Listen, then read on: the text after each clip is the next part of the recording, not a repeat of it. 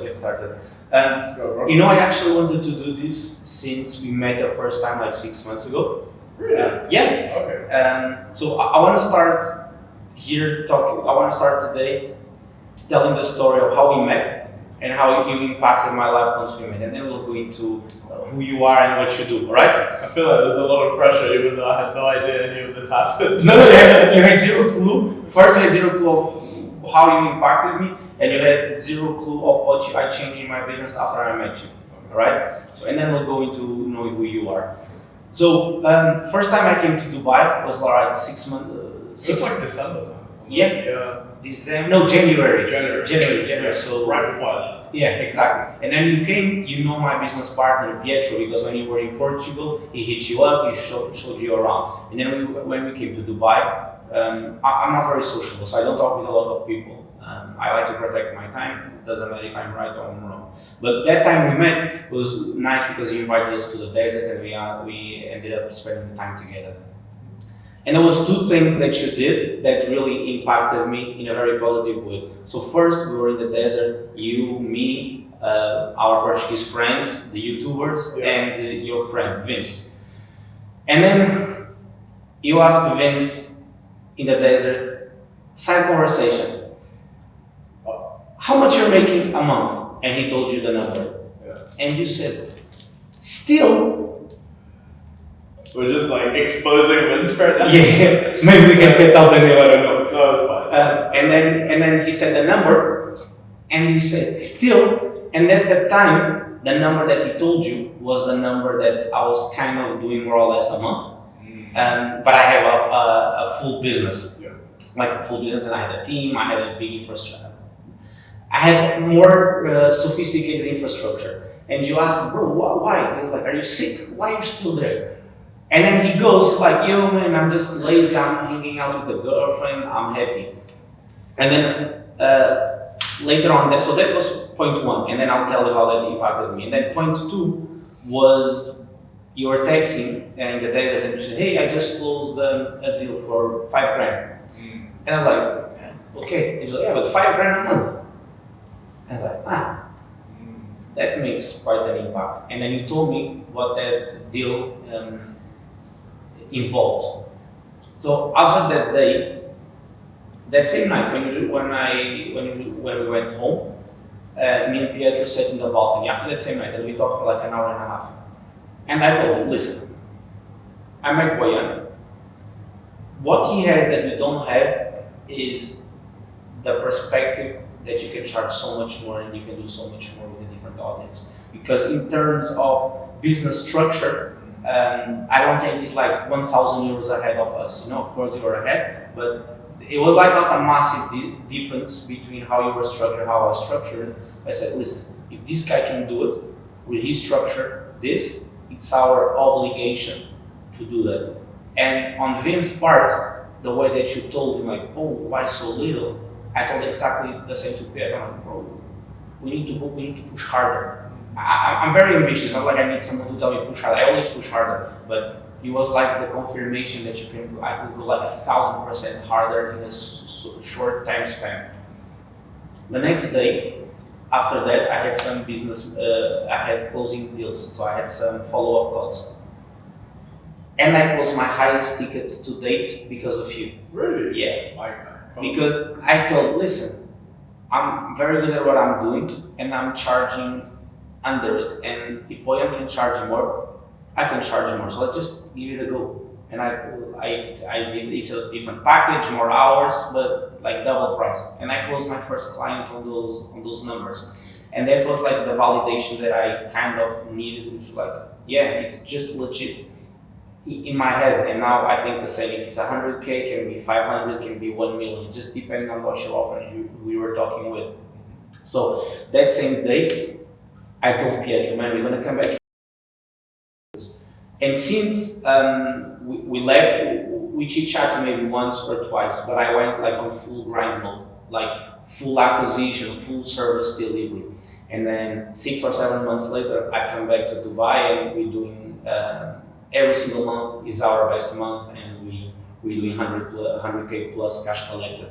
So we like times 10 our our business, and a bit of that has to do, like you were the engine, like you started the keel, like yeah man, if this guy can do it, there's nothing stopping me. He has 2 arms, 2 legs, 1 head. If he can do it, I can do it. So I just wanted to thank you because you are like the little it factor that I just needed to see. Like yeah, I'm gonna do it. And saying that I come here today and I meet with people that are making like 300, 400K a month, and I'm like yeah, let's talk in 6 months. Give me 6 months, I'll come back. I'll come back here again and we'll look eye on eye. So I wanted to start there telling you thank you. And then and to finalize this and go into who you are, when we chit chatted and then we ended up working together when you came work with Scale Ups, that for me was a very happy moment. Not because of the value of the ticket, because thankfully that does not make an impact, but was because I met you. You were very much ahead in the business, and it was like, okay, I'm gonna beat this guy. Not like I woke up every morning, no, I need to beat Boyuan, but it was like, yeah, if he can do it, I need to do it 100%. So then when we worked together, it was a proud moment for me because it was like a guy that initiated the process for me, and then 6 months later we started working together, and my infrastructure is a whole very different. That for me was like a personal victory, and I wanted to thank you for that. For people that have no clue who you are, let's imagine my audience doesn't know who you are. How would you describe yourself so people know what you do here in Dubai? Yeah, absolutely. So I run an email marketing agency for like e-commerce brands, and been doing it for like 5 years. So I think if you do something for 5 years, you just become really good at it. That's the main business, and now we're launching 2 separate businesses they're both in the email space. So one of them is in the software space, and that's kind of like something we discovered in the process of doing emails. That was like our USP, but then we managed to productize it. We started building the product. It's pretty much done. So we're almost to the stage where we can launch it. And then the other one is a newsletter / like education business about email marketing. And that's going to be essentially teaching people how to become email marketers, because I think like at its core, fundamentally, email marketing is a really, really solid skill to have in pretty much any business. Because to an extent, you guys do email marketing with outbound, right? To the service that I provide to my clients, I used emails to sell them when I first started. So yeah, and emails is a fundamental part of like copywriting. So it's going to be an educational aspect as well as using it as like a way to attract clients for the agency. So it's more just like a general acquisition channel. Okay. But that's pretty cool. Emailmarketer.com, But push it. Yeah, it's going to be sick because who else are you going to learn email marketing from? The guy who's done 100 mil? Yeah. And it's just emailmarketer.com? Or you're going to learn from like Tom, Dick, and Harry down the road? Neil Patel. Yeah, no Patel is a G actually. Yeah. I don't want to undermine what he's doing. I don't know too much about the guy, but I know that he's like a proper OG in the space. He actually said something, and he wrote an article ages ago that I read that I thought was very interesting. It was like, I spent $250,000 on clothes, and it made me a lot more money. Yeah. So I heard about that, and I was like, maybe I should invest in wardrobe, And then I've like leveled up my style over the course of the last few months, primarily. Does buying a Ferrari is part of that upgrade for yourself? It wasn't like intentionally that upgrade. So for those of you guys that don't know, I bought a Ferrari recently. Yeah, they don't know. A few months ago. Yeah, because I know we're posting this on your channel, right? Even you do. Even for instance, I follow you. Yeah. And you didn't disclose, like you didn't make the typical, just buying a Ferrari, like you were just you instead of renting, you bought one. Yeah, so my whole rationale was, I'm 24, right? I'm never gonna be under 25 again, owning a Ferrari. Mm-hmm. So this year, I actually ended up checking off a lot of like material bills, right? Flying private, flying first class, first time, buying a supercar, super yacht experience, crazy villas. Like all of the material standard shit, except maybe like buying Patex and stuff. I just have Rolex because I'm broke. But like, I checked off a lot of material boxes because I was just like, everyone tells you that you have to get out of your system, right, before you get jaded by it. Because ultimately, these things don't mean too much. They're very cool stories to tell, very cool things to have, etc. But like, I don't think they're not who you are. Yeah, they don't represent you as an identity, and I feel like if they do, then it's quite sad in existence. So I checked off a lot of these boxes. The Ferrari was one of these boxes, as opposed to like an intentional thing of like, oh, I'm gonna buy it to, I don't know, like feel more valid, like in order to kind of validate myself. Because I really started wanting a supercar in December, and then back in December I was like, I probably should use it as a reward, yada yada yada. And then in July I was like, well, I'm not really going anywhere for the summer in Dubai, so if I can buy it. Coming back to your story a little bit deeper, because you come from a very poor background, right? And something that I really like about you is that you're very approachable, like way approachable. Maybe a little bit too much than what I think you should be. And you come from a very poor family, you do it yourself, and then at like 24, 25, you are getting kind of the validations that you've been leveling up for these past 5 years. So you started learning from Iman Gadzhi in his school at the time. Yeah. Then this. It was his first course, second one. Second, okay. Yeah, it was a long time, crazy. Yeah. And then it's not that long ago. Like if you think about in a 5 years. Bro. Yeah, if you think That's 20% of my life. But it's only 20% of your life. If you look at something else, only 20%, I don't think it's a lot. But to say so, you learn from him, and then this year you hit all these validation points, which is you buy yourself a Ferrari, you do the private jet, all that, and then Iman Gadzhi called you and he invited you to come to the course to give a module. So it's like the ultimately Yoda experience. Like, okay, I learned from this guy. 5 years later, to put in the hard work, now I get all the rewards and all the validation. So once you've done that, what else are you looking for in terms of? I want to call it or validation or big goals. I don't want to go into like the specific of the business because we're going to go through that later. But yeah, you got the car, you got the validation. So big goals wise, financially I want to be out. Okay. That's my North Star. I know you want to build $1 billion business. I'm more into like personal net worth because I feel like, for example, I could technically build $1 billion business if I join a startup that's like employee number 5, right? And then build with them, but I might only own like 2.5%, right? Whereas that doesn't necessarily excite me as much as, me building it myself and then owning like majority shares in a business, or at minimum like 50%, and eventually like compound it to 100 million, right? I'm not super tied to the idea of like, I want to create like $1 billion company, because I feel like to really get to $1 billion in company valuation, either you blow it out the fucking park with a product, or you can get there through like hostile takeovers, M&As, and all of this crap, right? But also another thing is, in order to build a $1 billion entity, you need to also care about there are compromises that I feel like you probably have to make. Like for example, if you look at all of the $1 billion brands like Starbucks and all of this stuff, they have done black hat things together. Like Uber, for example, they just illegally pushed into every single city, grew so big that took over market share so quickly. And then when regulators came in and it's just like, oh, you're doing this illegally, it's like, here's some fines, boom. And I don't necessarily want I don't want to expand into that stage yet.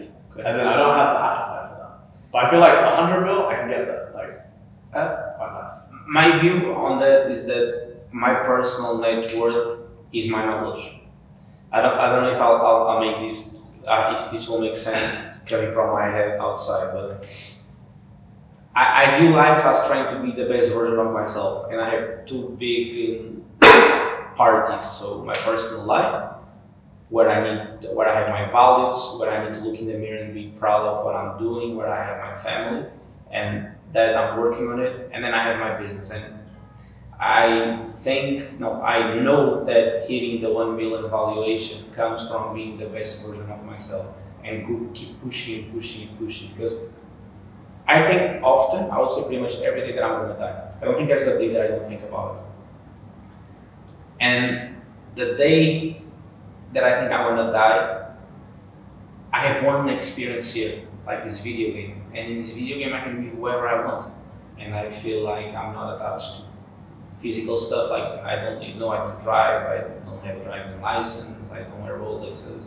I just want to be the best version of myself. Like I just want to be mentally very tough. I want to be mentally running marathons every single day. And I think that comes with wanting that extra thing that only 0.1% of the industry does it.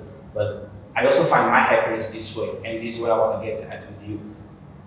In the end of the day, are you happy with what you're achieving and who you're becoming on this path of growth? Yeah, I feel like I'm actually a lot happier than most, because I feel like a lot of people, So I have this thing which I kind of joke to myself about. It's like when I don't feel like working, I tell myself, oh, bro, I love this. I love life. I get to work 12 hours a day, yada, yada, yada. But then in my downtime, or like after like a really intense work period, so right now I'm in an intense work period as well, just, 10, 14 hours a day, like non-stop, either like 6 to 9 hours of meetings, 2-3 hours of work, right? Basically every single day, Monday to Friday, at least Saturdays, shooting videos, doing this kind of stuff on weekends. And I remember this Thursday, I woke up, my teeth was hurting, I had my wisdom tooth removed on Friday, just didn't feel like working. Same with Friday, I was like, fuck, this hurts, yada, yada, yada. And I was thinking, do I actually love working? Or as entrepreneurs, you have to work. You have to put in the hours. So you have no choice, right? So you can either tell yourself, fuck, I hate this. Or you can just gaslight yourself so hard repeatedly over 5 years until you love it. So I don't know if it's like manipulation or if it's like I genuinely am happy, but I feel happy. And that's all that matters. On the work part, I'll tell you what makes me happy. It's the leveling up part, Boyuan. It's achieving new levels. And I'm not, because the revenue and the net profit, they are all end result of other things that are being done well. So for me, what I love when I open the computer and I go to sleep thinking, yes, tomorrow I get to do this again. I legit think about that. So when you say you're happier than most, I think I'm out of 10, I'm a 12 in happiness. It's a leveling up. It's doing new levels, and that I cannot set a standard of how high I want to go. I know I need to keep pushing and pushing and pushing and pushing. In the sense that I love the climb more than I love the view, I believe. I agree. Yeah. So, because bro, like, if you really look back, do you feel any happier because you're making 100K a month now, or do you feel much happier because you're just like, wow, like, I did all of this. Like, I have a team of, XYZ number of employees. They're all seeming to be really happy working on this together, and you just create this little ecosystem. It's just like, damn, like, that's the cool part, right? It's like, it's not really necessary. Like, you don't really remember, like, oh, January the fucking 28th, I was like, oh, so depressed that day because I just had 60. Because you forget all of the hard stuff. You just remember, you look back and it's like, damn, like, you know what? I'm pretty proud of myself. And I feel like that's the biggest thing that kind of rewards you over time. It's like you just build that stack of proof that like you're worth it. You have high self-esteem. It just feels amazing. And you're stacking that proof for who? Because I stack that proof for myself. And then I also have a personal side of me which says I'm gonna show myself how great I can be. Yeah. How great I can be. Not how great I am, because if you don't have the evidence, you cannot say how great I am. It's like people manifesting like, oh, I am worth it. I don't really get the manifestation part, and I really don't get the journaling, waking up. Bro, I did that shit at the beginning. I'm not gonna Really? Yeah. Okay. If What did you do exactly? Okay, so I journaled every day for my first year of business. I've shown this on a fucking blog. I would open up a page, right? And this was my 0 to like 10K a month when I was 20. I'm a fucking retard. I was like, I opened it and it said outreach XYZ number of people, yada yada yada, and I would journal about like, oh yeah, I struggled with this today, blah blah blah.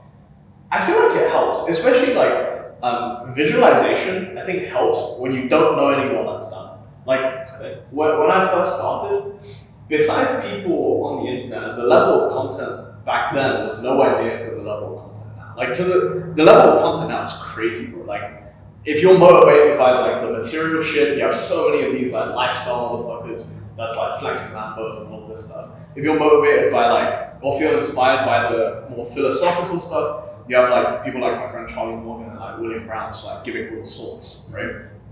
Back then, there was not that many choices for content. So it was like, and also added to that, it was like growing up, I didn't know anyone making 6 figures, right? Until I made 100K, and then I met more people, you know. So back then, unless you use your imagination, I literally could not see it. Okay. So that's what helped. But then past a certain point, like now, I don't need to manifest. It's just like, you know, the inputs required to produce the outputs. Exactly. It's like logical derivations. Is it derivations the word? But it's like this output is the derivative of probably XYZ input. Yeah. Let me try to put these inputs in. If it doesn't work, okay, let me change the inputs because you get feedback, right? And then it becomes just like this logical chess game of just like On the inputs outputs, I'm 100% based on that, and nobody really knows the formula of success until you get there. So you are always trying different formulas. I believe a business is a bunch of hypotheses. So you believe that if you put this input, you're gonna get that output, but you really don't know it.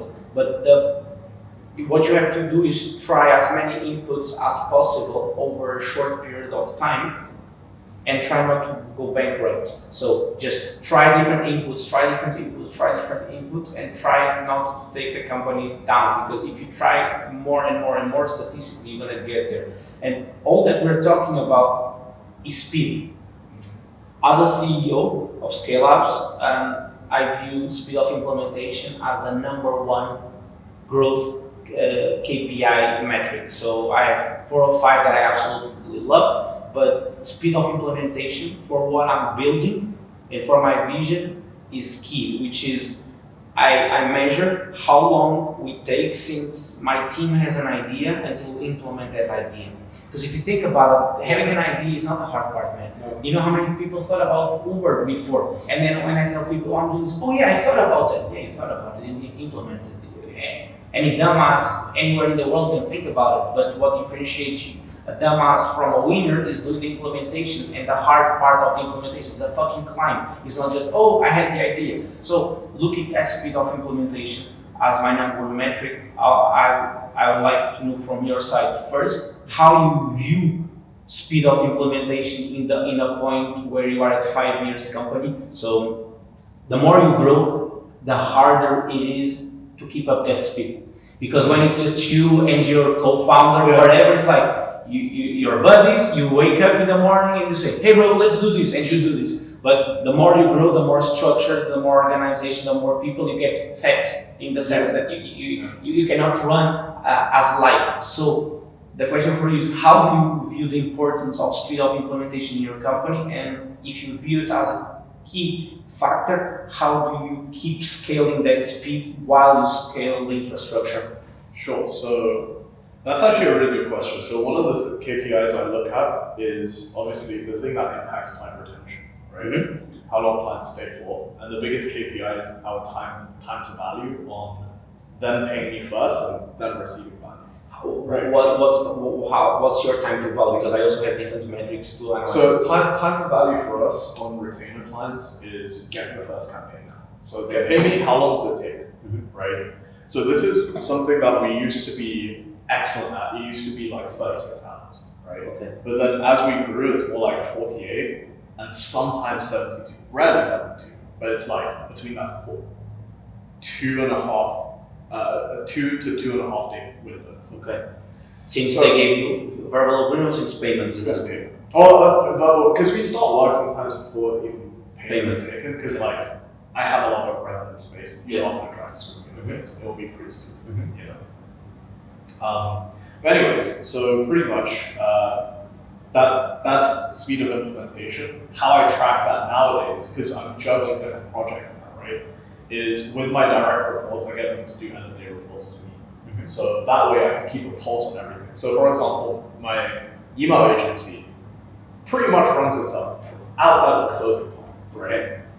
I just need to hop on one team call a week with the whole team, show my face, and that's it.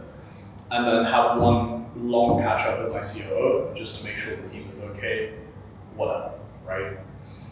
And then now obviously I still manage the sales side of things. So, for example, with the software project as well as the newsletter business, I get daily reports pretty much, or at least I check in with them daily over text. I don't feel like I need to talk to everyone.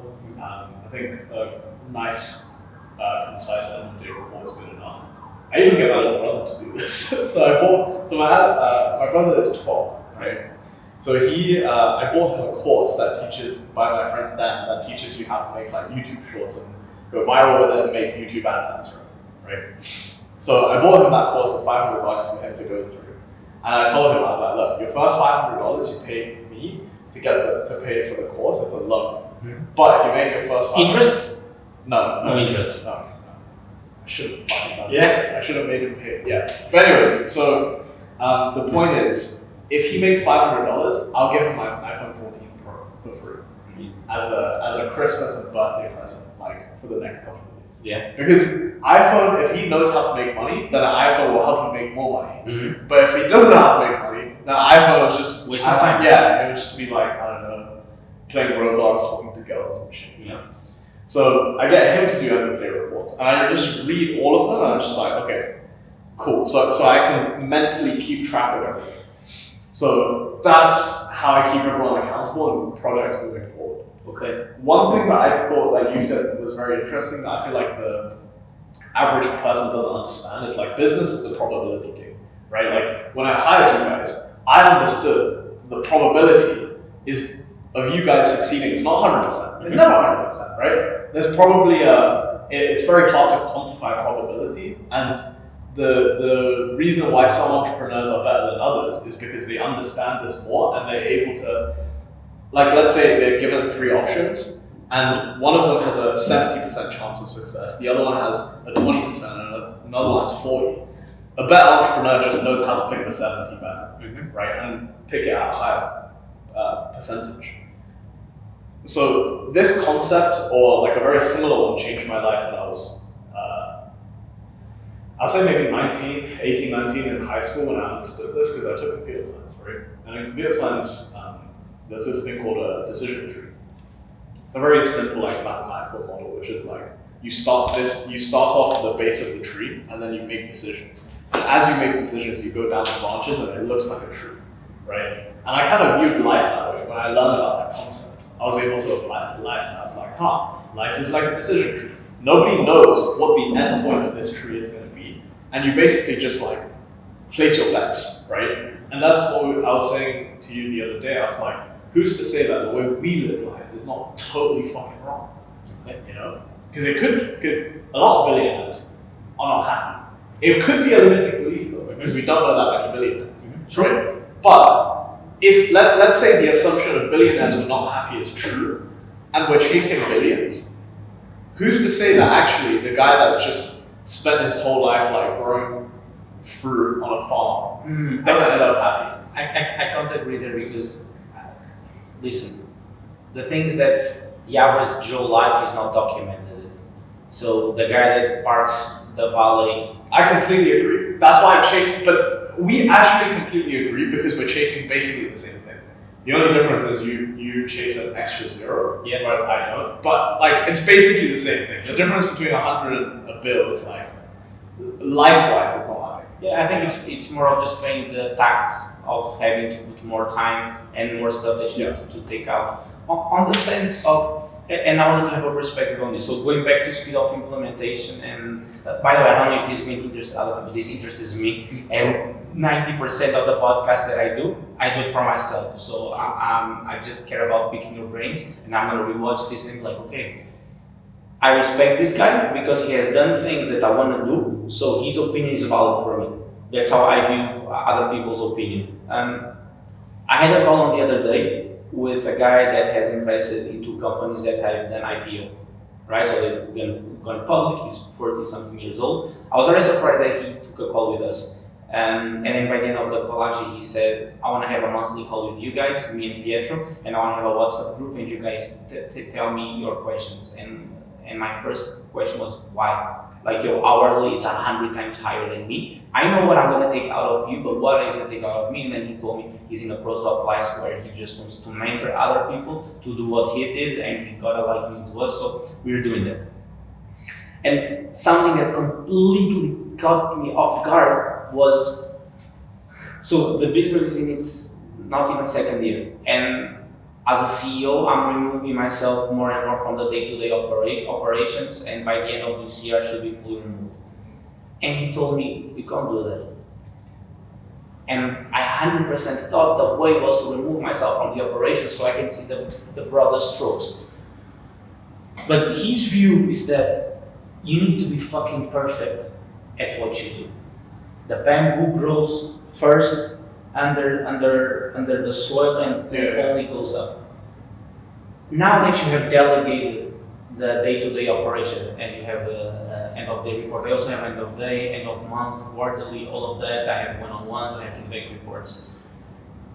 But I need still to be there to oversee what are we missing. So, for instance, the user experience. I don't want to be meeting with the clients doing the consulting, but I want to be there, for instance, and understand that my team is not being assertive enough, which is what I do now. Sometimes I hop on a call, I turn off my camera, I turn off my mic, and I'm just there with my client meeting my team. And then by the end of the week, I understood we're not being assertive enough, because when you're doing that with you, the biggest metric for success is implementation. You can tell anyone how to do it. You give them the blueprint. The problem is that no one is going to implement the blueprint. So when I look at Deloitte and when I look at the big companies, what they do nowadays is that they give you like a bunch of PowerPoints and they say, okay, this is it. This is a consulting. Now go do it. And I don't want to do that. So I just want to make sure I have the highest probability of implementation. And for me to be that as a CEO, I need to be there to understand the little things that are missing. And I think removing myself from this overview misses little gaps.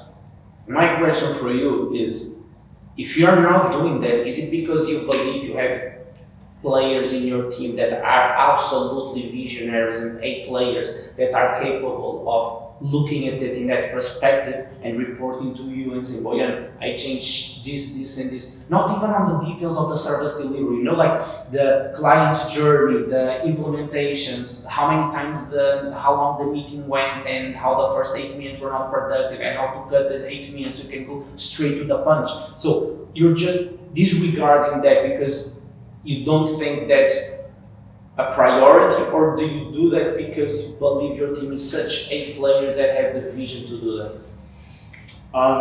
So I remove myself, but I leave my COO to manage all of that.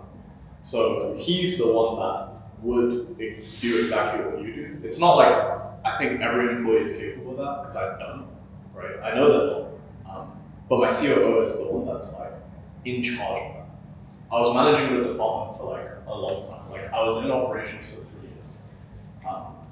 Not because I would say it's the most efficient thing. I think I could cut it down to 2 years. But it was because I just got quite complacent in lifestyle. If you're 20 to 22 making $250,000 you're 150 to 250K a year, you get comfortable. Right, so I would say only in January 2023 was I okay, fine, I need to start growing. And then that was when we went from I think 300K a year to $1 million last year, and then this year we're on track to do I don't know 1.8 to 2 at least. So I would say I was inside of operations for the longest, and now genuinely whenever my team comes to me with a problem that they're not able to solve, I'm able to just spot it like this without really thinking. And that comes from just like being in the trenches for like a long time. You know, like. So you were in the trenches for the first like 4 years of the business? No, 3. Three. I would say 3. But I could have cut it down to 2. But also the business that I'm running is not very complicated. Okay. Whereas if I was doing, let's say, I don't know, like Consulting. no consulting, I feel like it's about the same business as I do. Okay. I think a complicated business would be, for example, like a multifunctional SaaS. Okay. So a SaaS that like a HubSpot. Okay. You know, yeah. So or like manufacturing essentially. But I feel like operations is one of those things. It's like it's good to outsource, but you definitely need someone with a higher level brain to be able to lock in and look at it. The danger, I suppose, of outsourcing operations or just not being very hands-on is that eventually you won't even know what KPIs to necessarily track as it grows so big. And also another thing is if someone approaches you with a problem that they really just can't solve because it's high level, you don't necessarily know how to solve it because you don't have the context, right? You don't have all the information. No, you don't have all the information. So even if you try to think of a solution, it might not be relevant. So you have to rely on that person. But if that person is like limited. Yeah. He's limited to the dimension of the problem. Exactly. Then he can't necessarily come up with a problem. So the only way to solve it in that instance is like you sitting down with the person and being like, okay, you have all the context, but you just don't know how to think of the solution. Let me tell you the blueprint for arriving to that conclusion, but you're gonna have to do the thinking. So I would say, okay, first, like you present with me with this. I always reason in first principles, right? I would ask myself, no, this is a problem. And how do we fix it? It's like, actually, is this problem actually a problem? You know, do we need this in the business to move forward, or do you just think we need this? Okay, fine, we need this. All right, cool. Why do we need this? You know, that's the reason. Okay, cool. Is there a way where we can remove this problem entirely? No. Okay, fine. So that means we need to come up with a solution. But you're thinking very one-dimensionally, right? Like for example, if you have a sales problem, and right now your cold email team comes to you and it's like, fuck bro, like my cold emails aren't performing. And then it's like, okay, how many are we sending? Oh bro, we're already sending 100,000. Okay, probably not a volume problem, right? Let's see if we can drill down quality. And then it's like, oh, but we've already tested this. But they're coming to you with a cold email problem. But actually, it's an acquisition problem, like a volume problem. Why does it need to be cold email? You know, why can't it be through some other channel? Yeah. What is like a lower leverage way to do this? And you know, it might be like an email infrastructure problem, but you already have a lead list of like hundreds of thousands of people. You don't have a email deliverability problem. You have a distribution problem. You know who you want to distribute to. You're just not doing it on the right channel. Exactly. But so it's like that. That's so when you introduce that, like that's the thing that I find a lot of people like. They have a problem. They just think this is the problem, and I need to solve for this like cold email problem. But actually, it's an acquisition problem. And if it's an acquisition problem, then it can be solved in many ways. You know. Taking 2 steps back here, we're talking about talent. Yeah. We're talking about talent and capability of solving problems that don't rely on your shoulders only. I believe that the company is only as good as the amount of brains that it has, not bodies, brains. Yeah. So, for instance, what I do, and I really love talking about this. So, I divide my team into A players, B players, and C players. And I allow them to choose what they want to be inside of the company.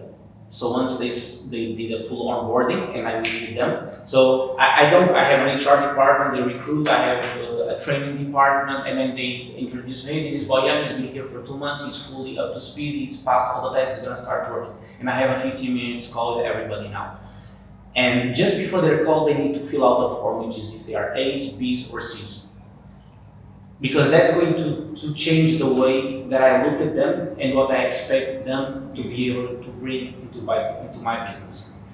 A, B's, and C's, and this is all about problem solution. Problem solution is everything. I divide the team into barrels and ammunition. A barrel is a person capable of spotting the problem, coming up with a solution, and bringing the whole 5 yards to the implementation. And for every barrel, you need 5 to 6, depends on the ratio. Okay, the ratio depends, but you need the ratio going to be like 1 to 4, 1 to 5. So for each barrel, you need 5 ammunition, which is people that are going to allow the barrel to bring his vision from A to Z. I legit believe today, 2024, a company is as good as its ratio from barrels to ammunitions. That's a really small model. I'm not gonna lie. I don't know where you got that. Did you come up with it yourself? I came up with the model of the A, B's, and C's on my absolute own, and defining and letting them choose. And then I learned about the definition, and I polished my view. But on the division of talent and how many A's I want and how many B's, how many I see, I came up with it 100% on my own. Because I scorecard, so I look at my infrastructure and each department, and so an A is a 3 points, a B is a 2 points, and a C is a 1 point. And I know the level of overall score that I want for every department.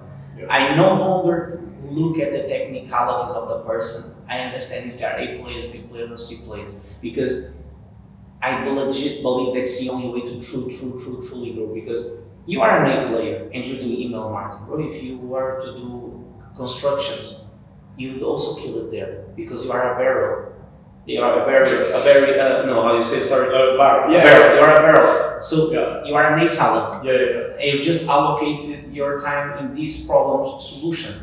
So that means if you moved to another area, you also have success. So my question to that is, by the way, I fucking love what you just said about grading people and being transparent. Because in my company, I do have a mental one. Because every owner knows like who's a A, who's a B, who's a C.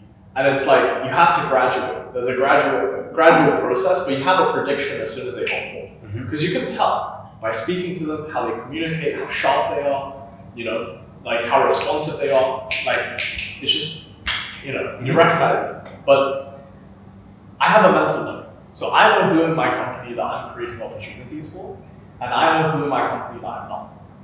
Because I see the Potential. I see the potential in some, and some are just like, your career's gonna be capped unless you show me otherwise, right? Not because they're like not loyal or whatever. It's or like it's I can tell that they don't want it, you know, and they might say they want it, but there's a difference between wanting something and actually. That's why I'm getting to write it down. But then everyone. Do you find that everyone writes themselves as an A player? Or they aspire to be an A player? So on the A player, I believe it's my job to polish A players.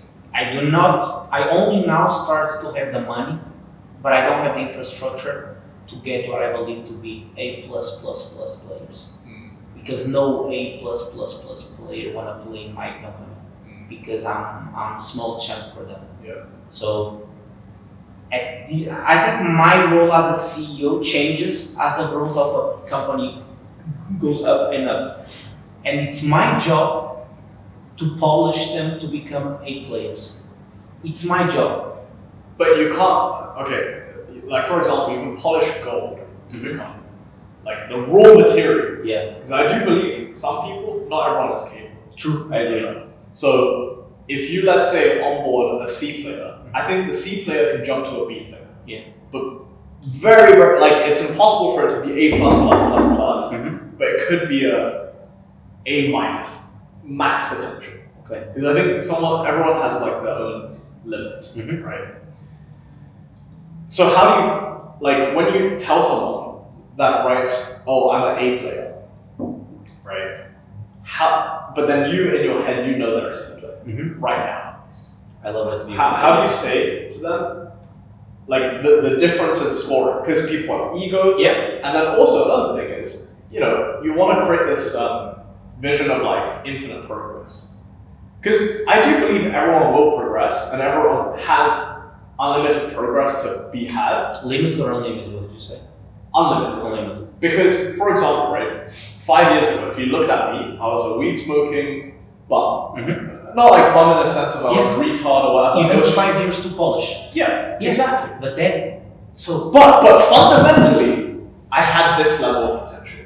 But not everyone has this level of potential. I completely disagree. I just think it's how much time are you willing to polish that person. So Actually, sorry, I didn't mean to say not everyone has this potential.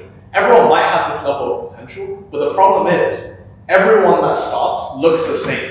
So you can't tell who's like for example, if you looked at me 5 years ago, objectively you would be like, this guy would never make it. same as me. Yeah, exactly. But then we made it. Yeah. So for example, if I look at a C player now, I'm just like, bro. Okay.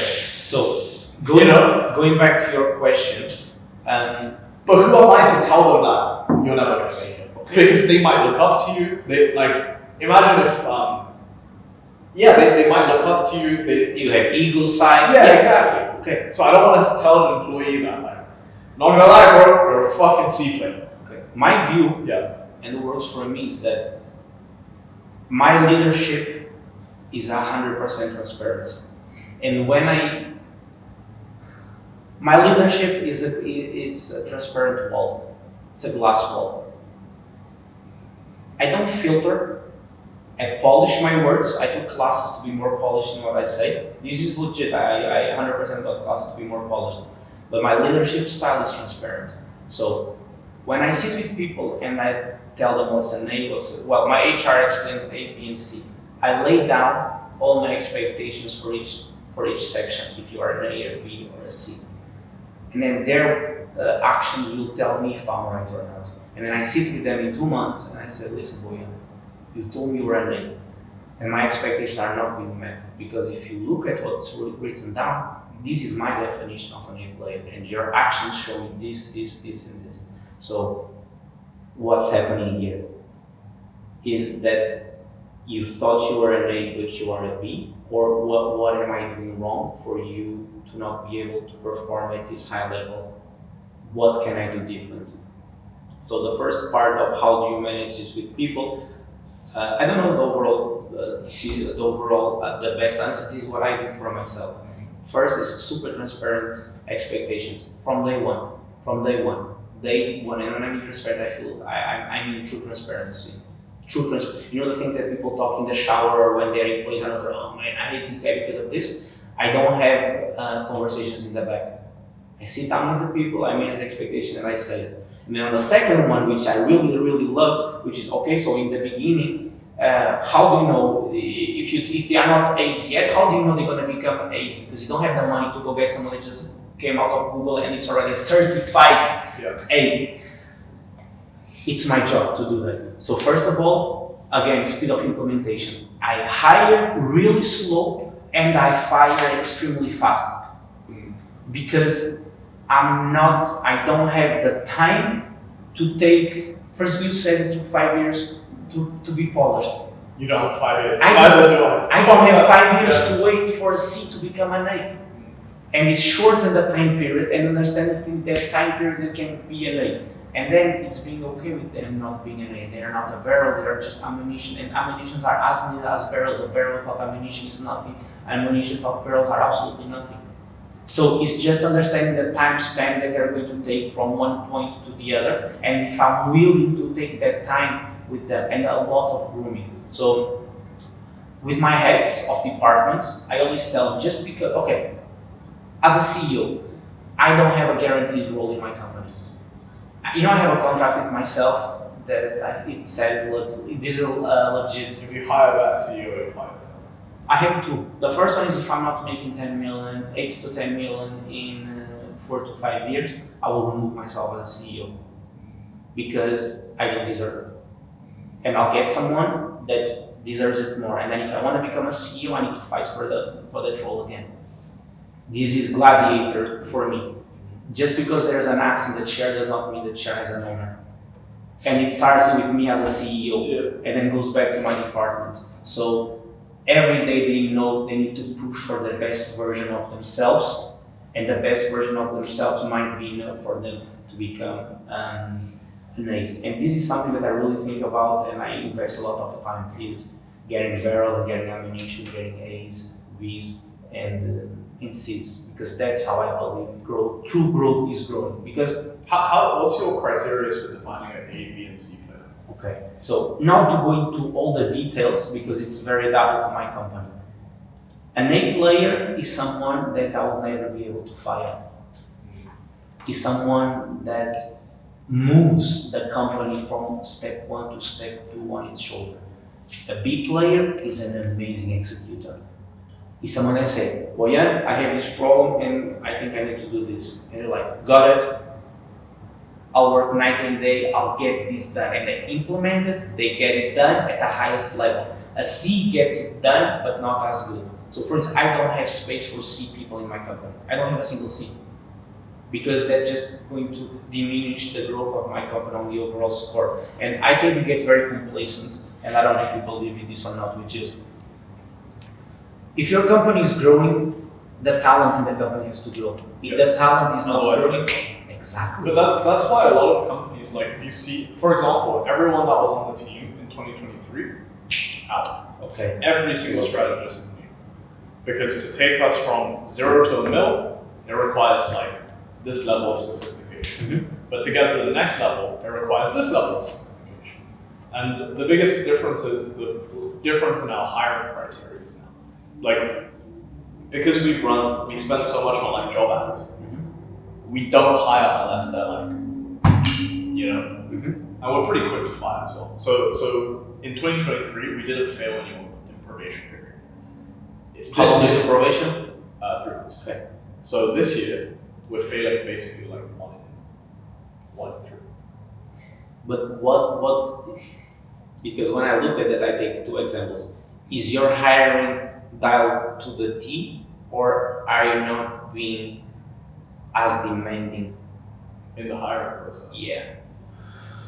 That's a good question. I think we do like a 3-round interview process, and I would say we could be more technically rigorous. But then the problem is, right, to hire the type of talent that I want to hire for the price that I want to hire, they don't come in with very much like technical Klaviyo experience, for example. So we train them on that, because Klaviyo as a platform is very easy to use, especially if you've been doing it so long. Like we have the right coaching in place to get people up to scratch. It's mainly writing. So if you can write properly, then that's perfect. We have like pretty strict KPIs, or like criteria, I would say. Like if you show up to a Zoom meeting on the phone, axed. Because we tell you, show up on the phone, right?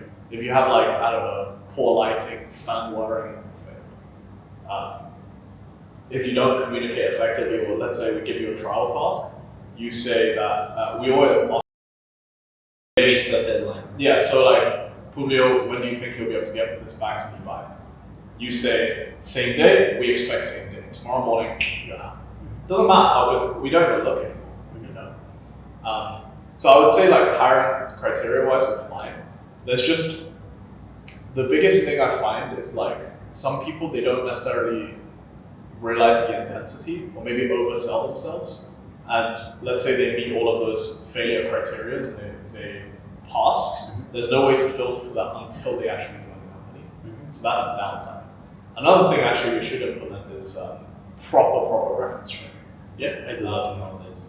Because, now I do it more, but I need to do it 100%. It needs to be in the SOPs. So my process is kind of quite detailed because it needs to be detailed. But for instance, I measure how many times the candidate interrupts me while I'm speaking with him, depending on the role. So for instance, if I'm looking for someone to do, I divide between service delivery and client acquisition. If I'm looking for client acquisition, I need to know how trainable they are. And when people have a big ego, they tend to think that they already know everything. It's very tough to teach someone that's not able to be like, yeah, you know more than me, teach me. The person that always says, like you give feedback and say, yes, but I don't want to hear your but, man. I don't want to hear your but. So I measure the amount of time they interrupt me. I actually look. I have the AI token take noter. Who spoke the most and Which one is do you use? I don't recall. Okay. Those technicalities is the team sets it up for me. Sure. So I measure the percentage of who spoke the most and who spoke the less, and what was said in that context. And then I do all of the things that you're mentioning. We do the phone calls, we do assertive tasks, and I like to cut. My question for you is, so you are always looking for the best fit to the company, right? And you're always demanding, so people need to grow with the company growth, correct? How are you as a head growing Boyuan? Like the water comes from up to down. How do you implement that view on yourself as a business owner and as a CEO to be able to push yourself to absolute best version of yourself so you can demand the same from your team? So that's actually a really good question. It's not something I necessarily think about every day because I don't think about it in relation to the team, but I do think about it in the sense of like, if I want better talent, I need to be better talent because my talent needs to. Because you don't want to have a boss that you look down, right? Because it's impossible for like a true A player to work with someone and just Who's a B player? Yeah, follow the lead of someone who's a B player. Yeah. So effectively, it's about upholding yourself to higher standards. So for example, earlier this year, I realized I was running the company very casually, in the sense of like, for example, I cared about productivity above all, but then I didn't necessarily care about presentation. Mm-hmm. So for example, because I have a very busy schedule and a busy day, I would get home from the gym and then jump on a meeting in a tank top, a bit sweaty. And you were laying the foundations and Yes. it's okay to be like that. Exactly. So then that was when I realized that actually, yes, productivity is high because I cut my gym time, like the time from exercise to work to being productive again, down. Mm-hmm. But then the problem with that is how that presented is Boyuan doesn't care. Yeah, Right. Yeah. So as a result, we noticed that the teams, people on the team started dressing a bit poorly, Mm-hmm. and then people started showing up with no cameras, Mm-hmm. and then I identified that, I rectified that like pretty quickly, Mm-hmm. and now it's I dress a lot better on camera, and it's just the whole team kind of follows suit, Mm-hmm. you know. So there's certain aspects like that I notice. But in terms of pushing myself, I would say there's not like necessarily a framework that I follow, but for example, I would plan my days out very like methodically, give for the coaching where I need to be, and then also whenever I say there's a deadline, I always meet that deadline myself. Do you allow me to give you a different perspective? Sure. Yeah, I would love to. Yeah. So, my view is that is the one that's not good enough. I agree. Yeah. Speaking to you, I feel it. Yeah. Because, and you're telling me, in my view, that's just basic. Yeah. Like, dress. I went through the same, and I started the company with Pietro. To God, we used to go to the meeting without a shirt even. But now, of course, I rectify that. I have standards of dressing, all of that. But that doesn't make me a better CEO. That's like 0 point. That's my duty. Yeah. That's It's like that. It's the bare minimal. It's like, I go to the streets and I put on some pants and I don't go with my boxers on. Yeah, congratulations, you're doing great. Like that's my obligation. But I'm talking about legit pushing yourself to being a better CEO, a better leader, and that's where my energy needs to be at. I need to find my barrels, I need to find my ammunitions, and I need to inspire everyone to be better. But I need to be better. I need to know more. I need to get more information, more business knowledge, more business knowledge from other people, so I can strive for more. And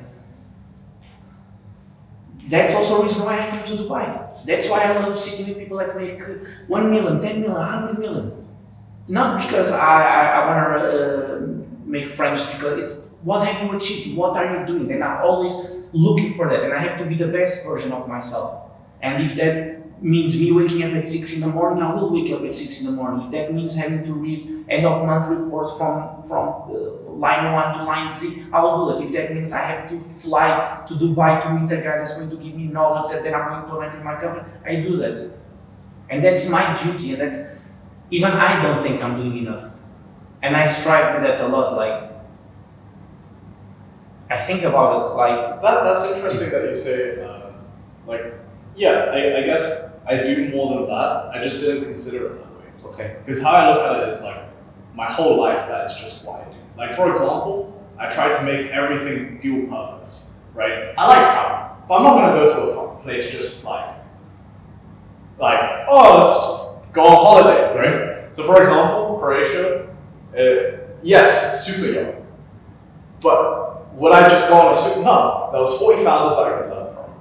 3 nights, spending a lot of time with them. But the way I learn is not necessarily through like asking questions, because I would say actually as a question asker, I'm not the best. Okay. Because I don't know what I don't know, and I don't know how to like ask for things that you don't know. Exactly. Like, I feel like you're pretty good at that, right? But how I learn the best is through just osmosis. So I would sit down at a dinner, not really talk, and just listen. But inside my head is working, right? So I would take the information. A lot of the time it's never relevant, but what I'm really good at is I can connect the dots really well. Okay. So that whole thing, the other day I talked about creativity, it's like, you and him could be talking about something completely different, but then I might connect the dots and just arrive at the barrel ammunition analogy. Yeah. Right? Okay. That's how my mind works. So a lot of my travel is just like, I want to go out, meet new people, and then just have an experience and then see how I process it. Okay. So that's the biggest thing I would say that levels me up as a CEO. And just, but I don't see it as like me being a better CEO, it's just like me being better, period. Yeah, but that will also mean, consequently, that you're going to be a better CEO. Exactly. So a lot of that comes through travel. A lot of that comes through. Actually, I would say most of the things nowadays comes from network, rather because I don't really read books. I don't really consume that much content outside of like. If I consume content, I know it's like brain rot. You know, it's I do it for the purpose of like not thinking. So yeah, that's the biggest part. It's just acquiring more inputs. What I do with those inputs, and by the way, you're on that list. So I write it down. So I have notes on my iPhone with the name of the person, the date, their revenue, and what was the learning that I took from them. Oh, that's smart. You are on my notes.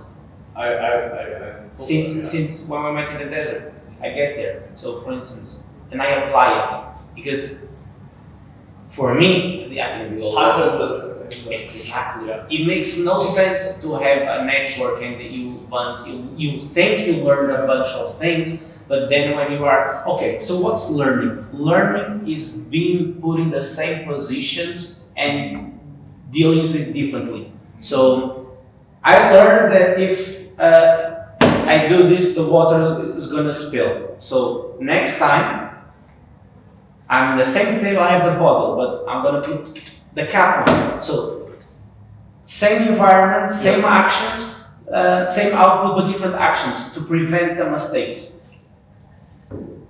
And this is all me. I don't know if this makes sense for anybody, but if I have a law, it's a law. If it's not written, it doesn't exist. Me too. For communication. For everything. Okay. But for learning, Yeah. it's the number one. If it's not written, it doesn't exist. So when I sit with someone, and I'm going to give you an example. I was visiting a client in Portugal, a software house, they make 6 million. Lovely, went for lunch. I don't think the clients get that more than what they're going to pay me. Like I really want to read what goes through their mind. Like I legit, like yeah, you're going to pay me, that's fine, but like that's just money. Yeah. I want the knowledge to turn that 50K into 5 million in the shortest time period. So I went for lunch with him, and then he gave me 2 lessons. The first lesson is, and that's the one that I want to focus the most here. He told me, never go to court with anybody. He told me, even when you win, you don't win. So at least in the environment of employee. So when I was put into a place that I had to decide if I wanted to take that action or not take that action, what did I do? I went through my notes and I read what João, that makes 6 million a year revenue, taught me. And I told myself, I don't fully agree with how he's saying it. But if I learn a lesson and I don't implement, I'm just as dumb as the people that don't ask it. Because, hey Boyuan, you that have done what I want to do, how do you do this? Oh, I do this. I'm like, yeah, okay, great. And I don't do it. Yeah. So that makes me, I'd rather not ask the question. So I take my emotions out of it and I apply my learnings in my business. And that's how I do input, output, removing my emotions. And it's like, bro, if I asked you and you gave me the answer to something that you have, that I want to do and I have never done it and you have done it, and you have more data than I do. So why would I think that I with zero data know how to do this situation better than you that have done this 10 times and if you have done it 100 times? So that's how I implement my growth as that's one of the big parts of taking my growth as a CEO is getting the lessons, writing them down, removing my actions, and then implementing changes. So, for instance, when you do the network and you do the events, all of that, I would never do an event, and if I come out of it and I don't write down everything that I learned and I'm going to do differently, that would be a waste of my time. You know what you should try to do instead? Because I realize I have what you have, but I journal about it instead. So I don't have like a notepad with like all of these things, individual things written down. But I journal about it to process them. So for example, I do this every time that I'm like either on a flight or like immediately after something that happens before I go to bed. Okay. And what I do is I write down, I start by saying always something like, so today I had a conversation about this, this, and this. I like this, this, and this about this person, and this is what they said. This is how I felt about it, and what I believe to be right about it, what I believe to be wrong about it. So to give you an example of like breaking down something like what Juan said, I would do something like, so I went and had a dinner with my client Juan today, and he gave me a piece of insight that I thought was very interesting, which was never go to court with someone, because even if you win, you lose in an employee context. Mm-hmm. And then I would write down, okay, why might he be correct about this? Because it makes it seem bad for your other employees that you would sue like one of your employees, and it just creates hostility in the work environment. Why? And also because it's going to be a time opportunity to cost of time, blah blah blah. These are all the things that he's right, but sure, because then you would always have questions, right? Surely it's like you should go to court, because otherwise it opens up the avenue for other people to take advantage of you, right? Because it just shows you'll just be like, okay, fine. You sue me, you threaten to sue me, I pay you, problem go away, right? Free money, So that, I would write down that and then come to my own conclusion about how I want to react. But it's not necessarily about formulating a rule, it's about, because you thought about it so in depth, you remember it, so next time you don't need to look at notes, it's already here, Okay. So that's the dope thing about that. But also another thing is it lets you like convince yourself. Because sometimes I think the worst thing is when you act on a piece of advice that you don't fully agree with, and you don't have full conviction in, and then it ends up not working. You're like, fuck, you know what I mean? Yeah. So it's because it's a pre-made decision. Yeah. Rather than you thinking for yourself. But on that case, I'll tell you how I view it, and then I want to go to another topic which I love, which is how many times have you been exposed to that problem? So if João tells me that, my second question was, how many years have you been in the business? How many times have you done that? And what was the outcome? And then on the same exact problem, you told me a different thing, which by the way, you ran on my list, which is if you can tolerate it, tolerate it. If you can't tolerate it, kill it. And then I asked myself, and I did that with you. Okay, Boyuan, how many times have you went through this? And then you told me, oh, this happened, this and this. And then I asked you, how many times have you went through this? and he told me like 20 something times. So I'm just rational. Like he has more data for me to make a better decision than you have, because he has gone through it more times than I did, and you did, and he did, and then I try to come up with the best possible outcome. So yeah, that's how I deal with it. Migrating to another subject on the same bubble, which is company culture. Okay? Company culture is everything for me. Absolutely everything. Everything. I believe the big problem is then when you tell the world you have one culture and then you have a different culture. For instance, Deloitte, employee retention. The average retention rate for an employee in Deloitte is less than 3 years. But everybody knows that.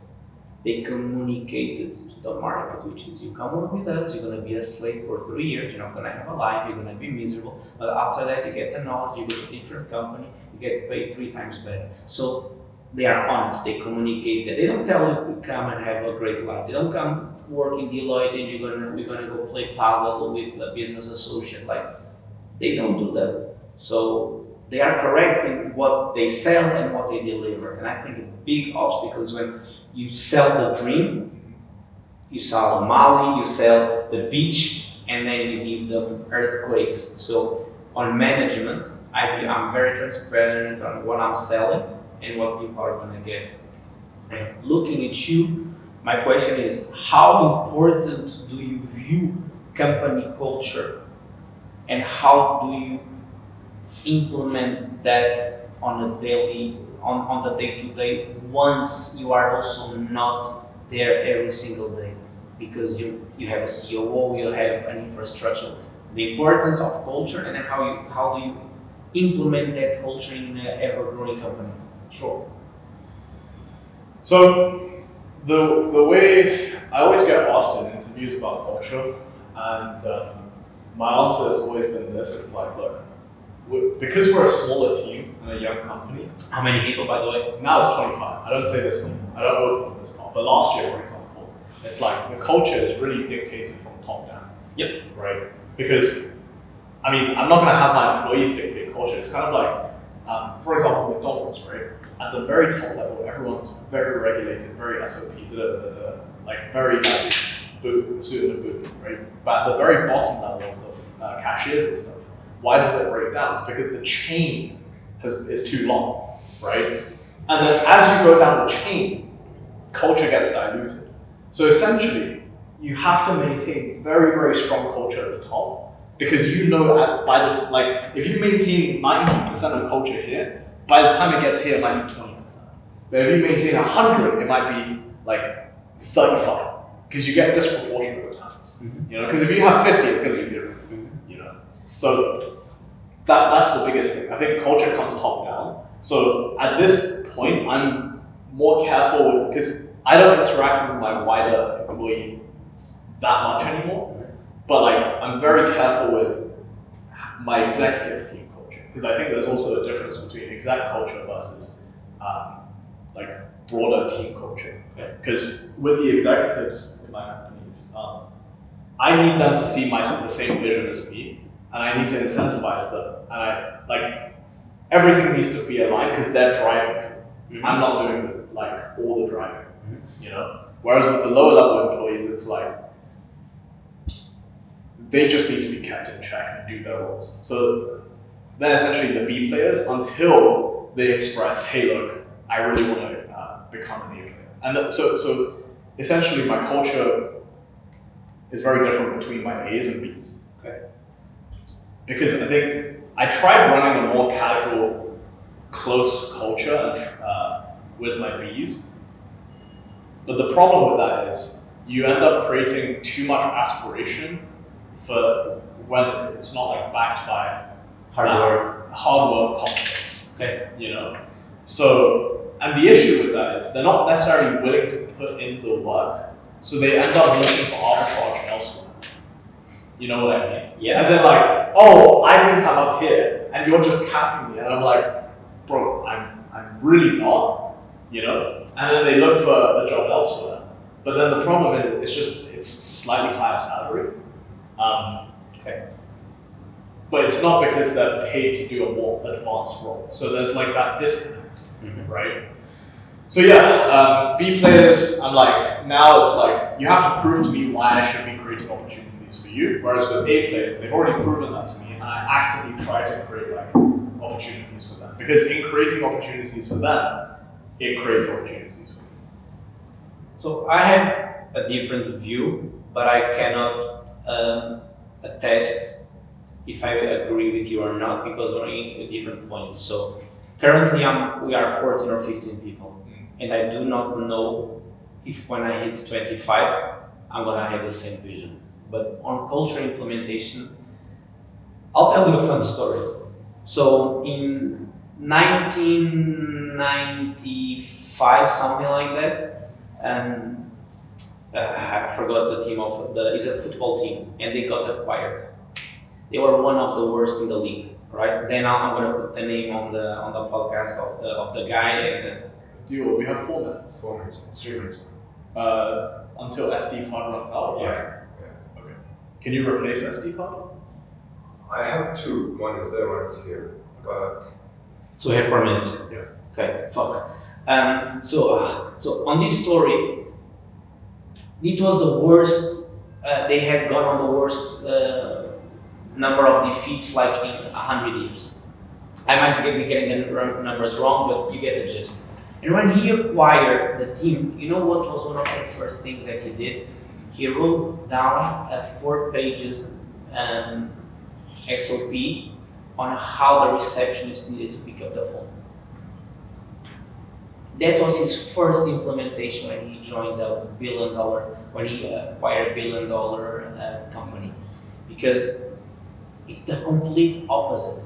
It's instead of looking at the company as a pyramid and you pass it to the next level and the next level, the water is going to start losing. And the importance of starting from the bottom and teaching everyone how your culture needs to be at, it's just going to get better and better as you go from the bottom up. So instead of from the bottom up, instead of going from you to the second tier, and then the second tier goes to the third tier, to the fourth tier, I believe that's not the most efficient way for me to run my company, at least at 15 employees. So I have one-on-one with everyone. I have my Friday meetings, which is Do you do them weekly though? I do it monthly. My COO does weekly, and I do monthly with everyone, and I want to push it 2 times a month now. And I have my Fridays. Fridays I join the whole team, and I call it Vision Day.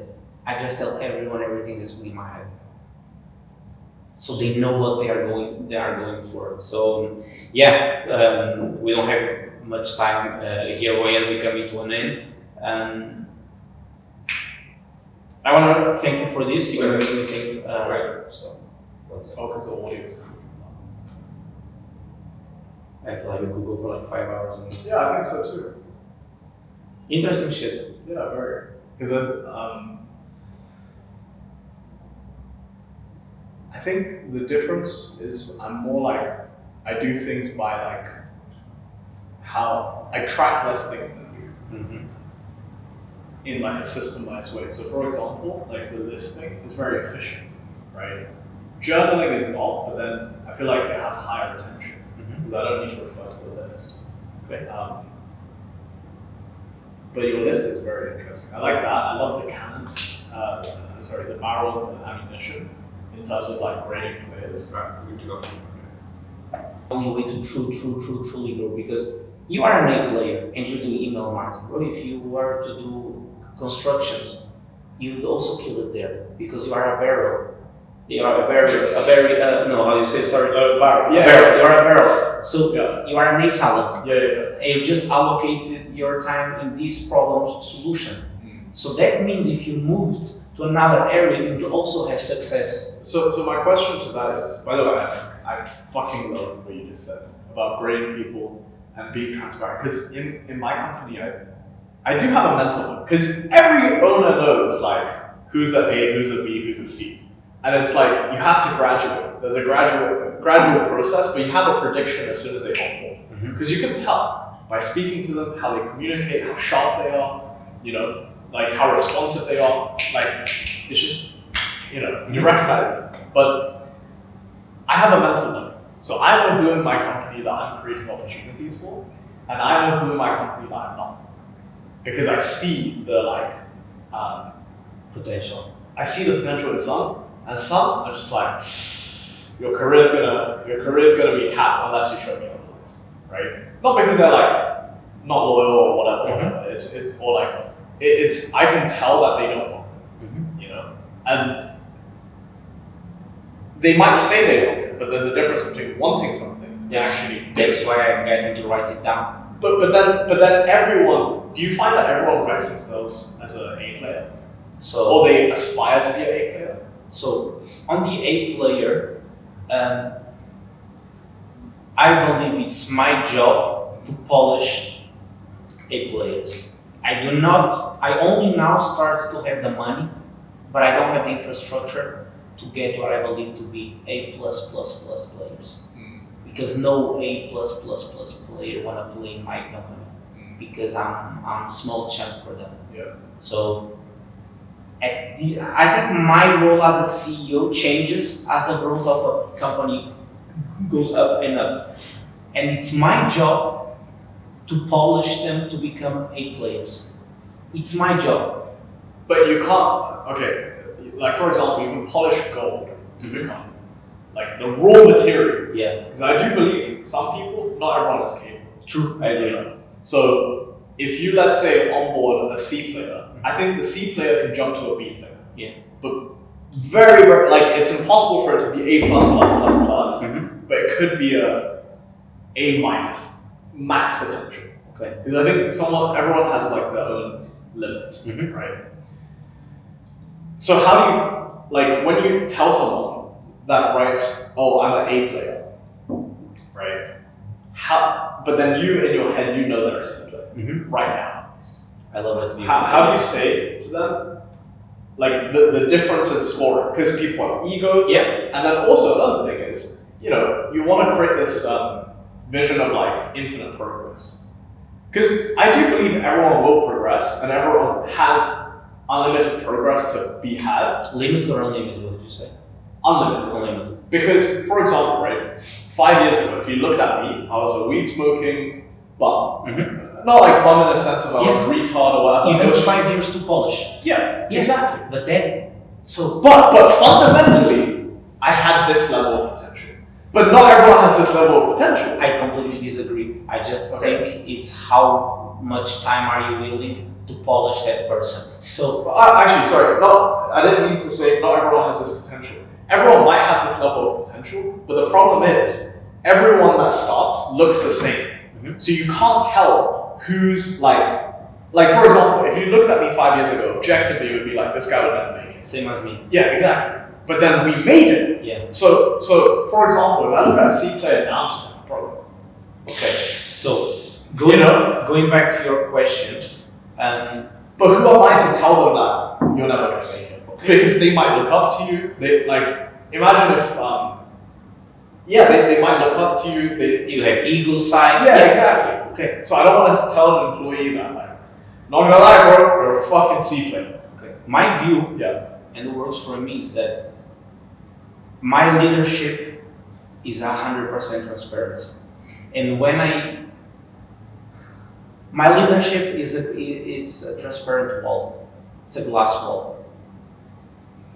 I don't filter.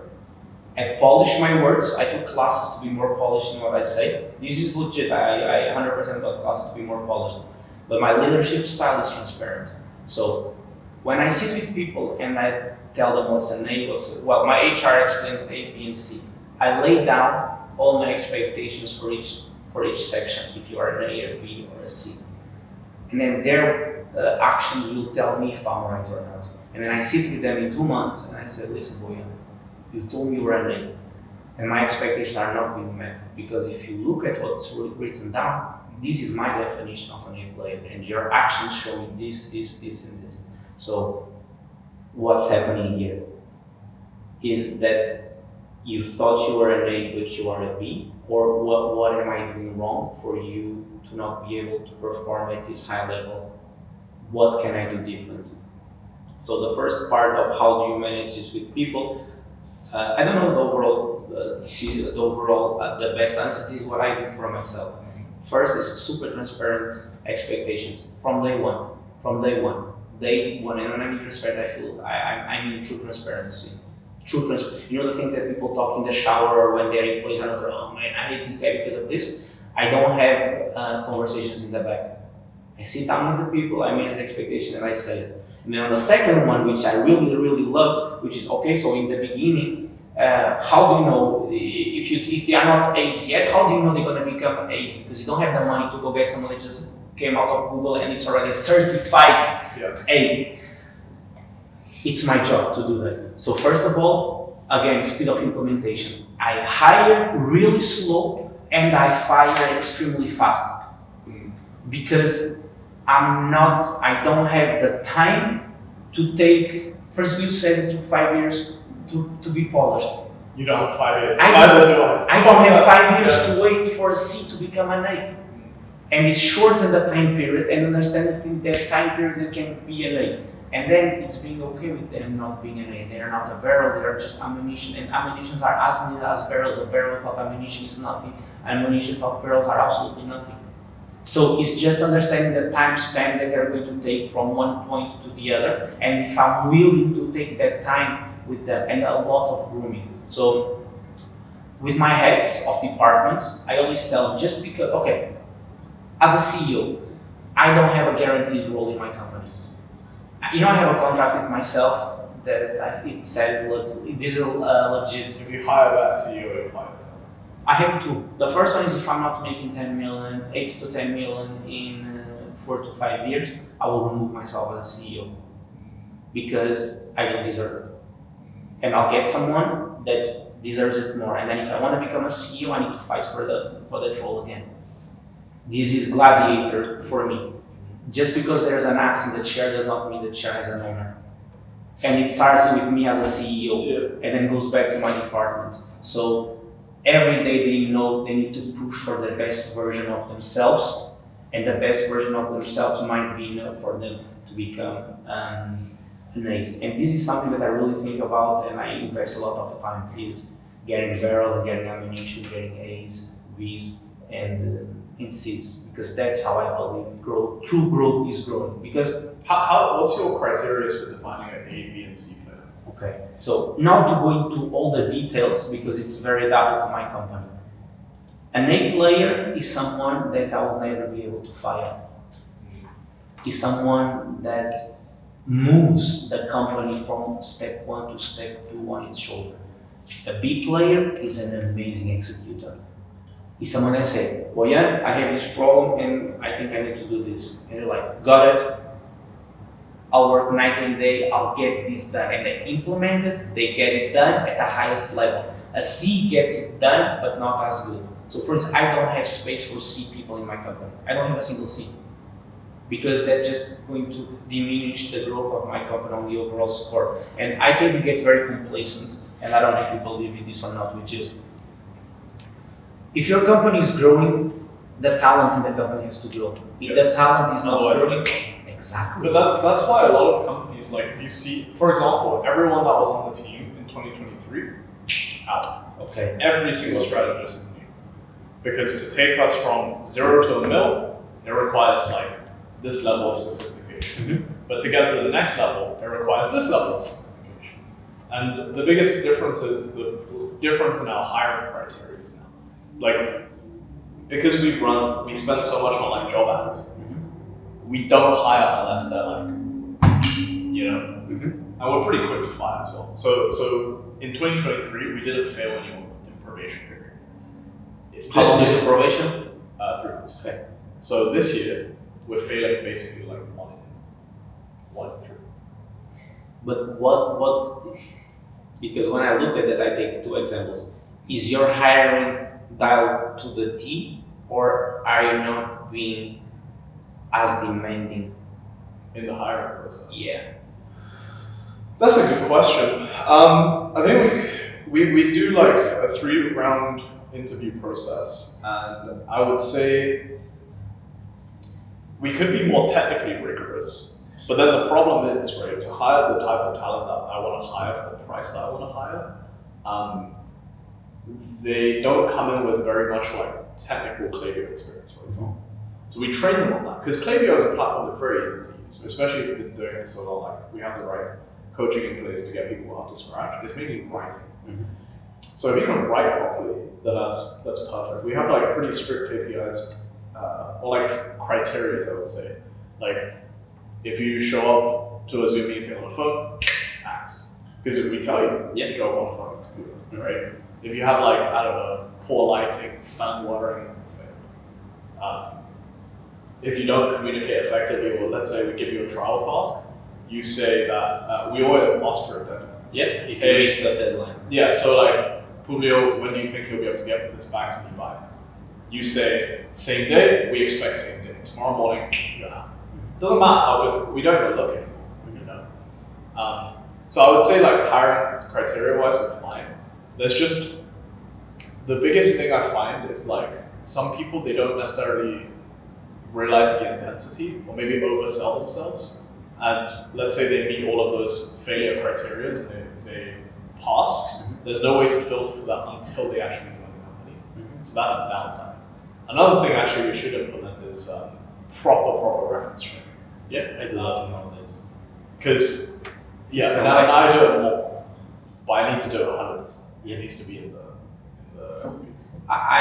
So my process is kind of quite detailed because it needs to be detailed. But for instance, I measure how many times the candidate interrupts me while I'm speaking with him, depending on the role. So for instance, if I'm looking for someone to do, I divide between service delivery and client acquisition.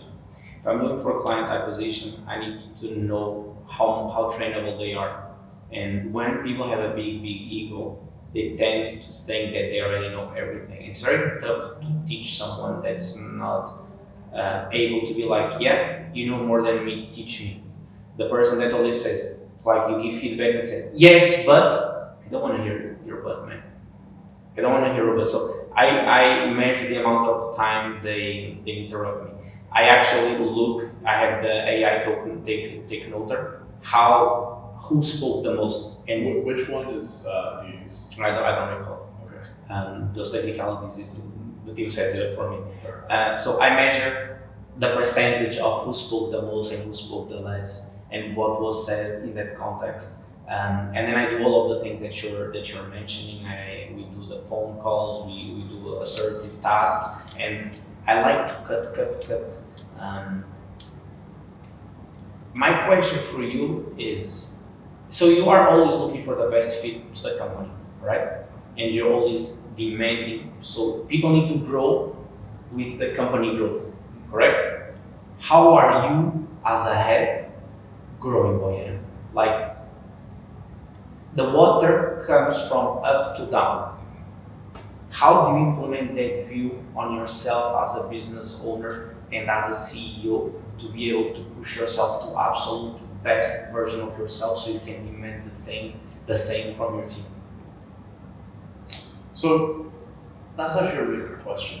It's not something I necessarily think about every day because I don't think about it in relation to the team, but I do think about it in the sense of like, if I want better talent, I need to be better talent because my talent needs to, because you don't want to have a boss that you look down, right? Because it's impossible for like a true A player to work with someone and just who's a B player. Yeah, follow the lead of someone who's a B player. Yeah.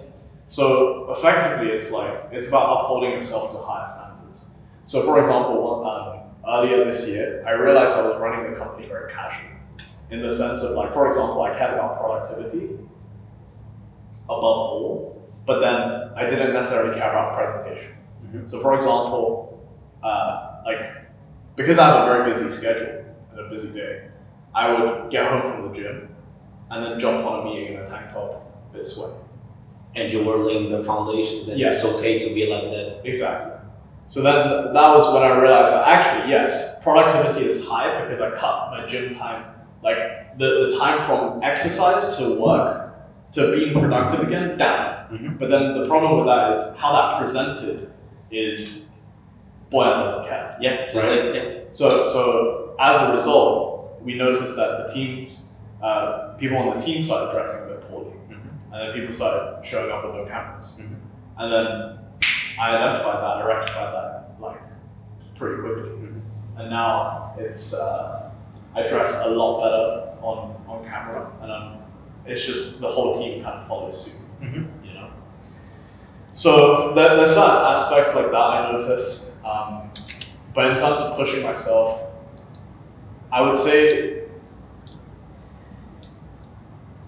there's not like necessarily a framework that I follow, but for example, I would plan my days out very like methodically, give the coaching where I need to be, and then also whenever I say there's a deadline, I always meet that deadline myself.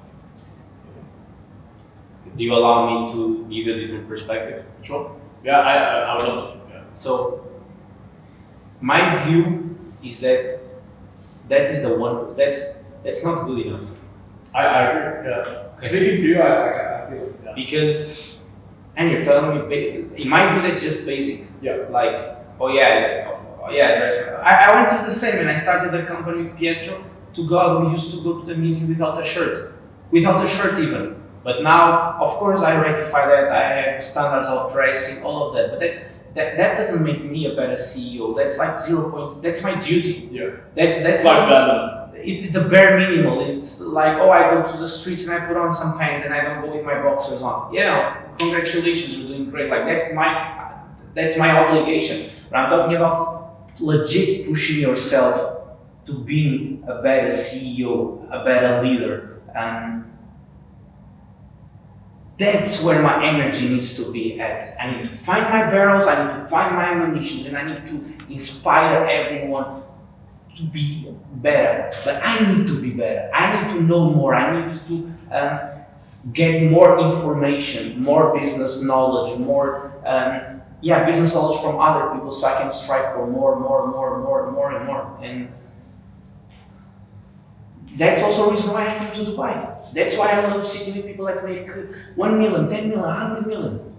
Not because I want to make friends, because it's what have you achieved, what are you doing? And I'm always looking for that, and I have to be the best version of myself.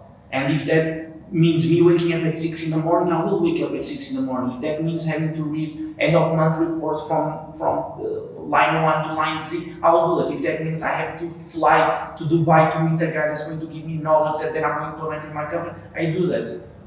And that's my duty, and that's, even I don't think I'm doing enough. And I strive with that a lot, like,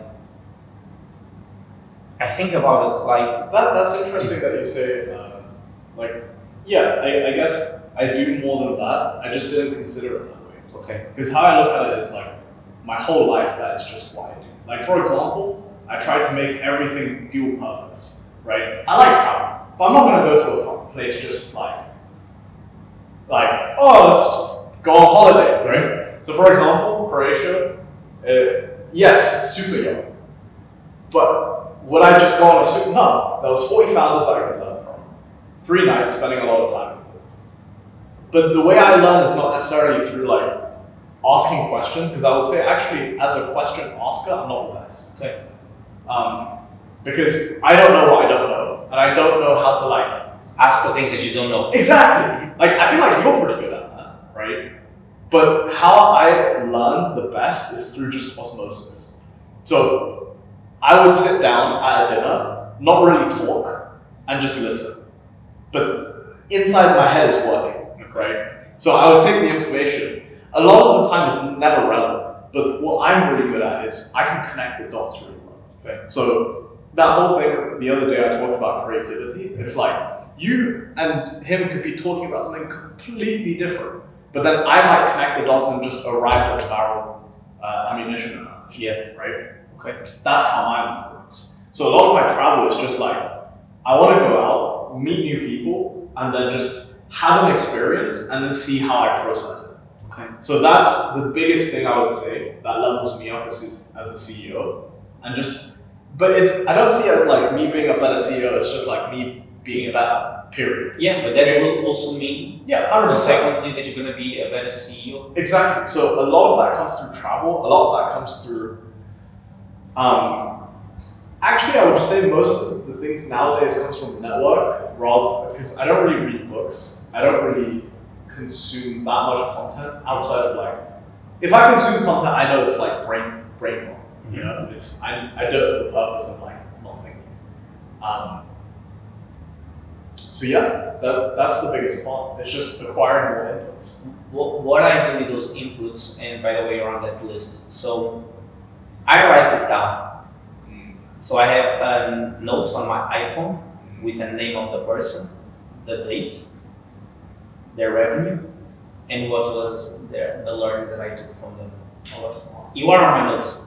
I Since when we met in the desert, I get there. So for instance, and I apply it because for me, I can be it's all time to implement. exactly. Yeah. It makes no sense to have a network and that you think you learn a bunch of things, but then when you are okay, so what's learning? Learning is being put in the same positions and dealing with it differently. So I learned that if I do this, the water is gonna spill. So next time, I'm in the same table, I have the bottle, but I'm gonna put the cap on it. So same environment, same actions, same output, but different actions to prevent the mistakes.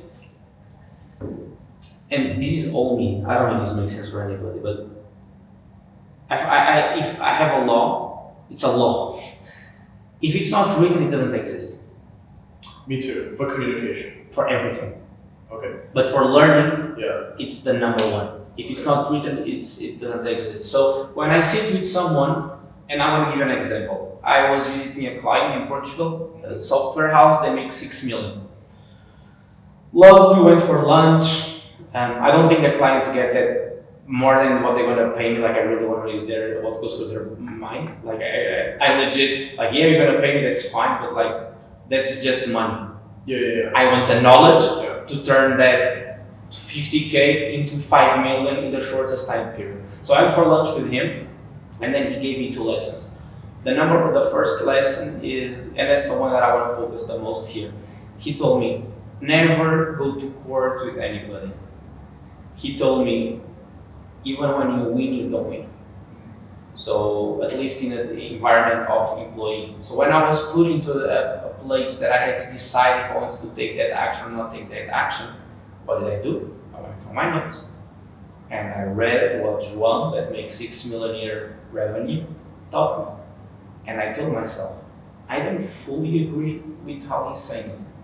But if I learn a lesson and I don't implement, I'm just as dumb as the people that don't ask it.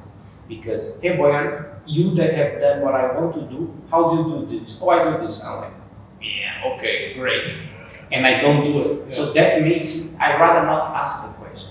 So I take my emotions out of it and I apply my learnings in my business. And that's how I do input, output, removing my emotions. And it's like, bro, if I asked you and you gave me the answer to something that you have, that I want to do, and I have never done it, and you have done it, and you have more data than I do.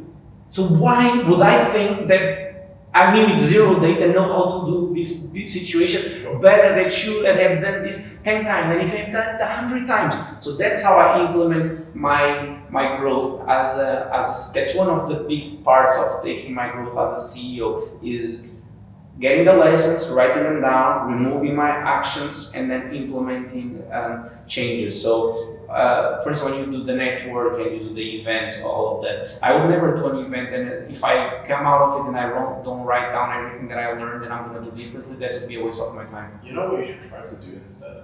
Because I realize I have what you have, but I journal about it instead. So I don't have like a notepad with like all of these things, individual things written down. But I journal about it to process them. So for example, I do this every time that I'm like either on a flight or like immediately after something that happens before I go to bed. Okay. And what I do is I write down I start by saying always something like, so today I had a conversation about this, this, and this. I like this, this, and this about this person, and this is what they said. This is how I felt about it, and what I believe to be right about it, what I believe to be wrong about it. So to give you an example of like breaking down something like what Juan said, I would do something like, so I went and had a dinner with my client Juan today, and he gave me a piece of insight that I thought was very interesting, which was never go to court with someone, because even if you win, you lose in an employee context. Mm-hmm. And then I would write down, okay, why might he be correct about this? Because it makes it seem bad for your other employees that you would sue like one of your employees, and it just creates hostility in the work environment. Why? And also because it's going to be a time opportunity cost of time, blah blah blah. These are all the things that he's right. But sure, because then you would always have questions, right? Surely it's like you should go to court, because otherwise it opens up the avenue for other people to take advantage of you, right? Because it just shows you'll just be like, okay, fine. You sue me, you threaten to sue me, I pay you, problem go away, right? Free money, So that, I would write down that and then come to my own conclusion about how I want to react. But it's not necessarily about formulating a rule. It's about, because you thought about it so in depth, you remember it. So next time you don't need to look at notes. It's already here. Okay. So that's the dope thing about that. But also another thing is it lets you like convince yourself. Because sometimes I think the worst thing is when you act on a piece of advice that you don't fully agree with, and you don't have full conviction in, and then it ends up not working. You're like, fuck, you know what I mean? Yeah. So it's because it's a pre-made decision. Yeah. Rather than you thinking for yourself. But on that case, I'll tell you how I view it, and then I want to go to another topic which I love, which is how many times have you been exposed to that problem? So if João tells me that, my second question was, how many years have you been in the business? How many times have you done that? And what was the outcome? And then on the same exact problem, you told me a different thing, which by the way, you ran on my list, which is if you can tolerate it, tolerate it. If you can't tolerate it, kill it. And then I asked myself, and I did that with you. Okay, Boyuan, how many times have you went through this? And then you told me, oh, this happened, this and this. And then I asked you, how many times have you went through this? And he told me 20 something times. So I'm just rational, he has more data for me to make a better decision than you have, because he has gone through it more times than I did, and you did, and he did. And then I try to come up to the best possible outcome. So yeah, that's how I deal with it. Migrating to another subject on the same bubble, which is company culture. Okay? Company culture is everything for me. Absolutely everything. Everything.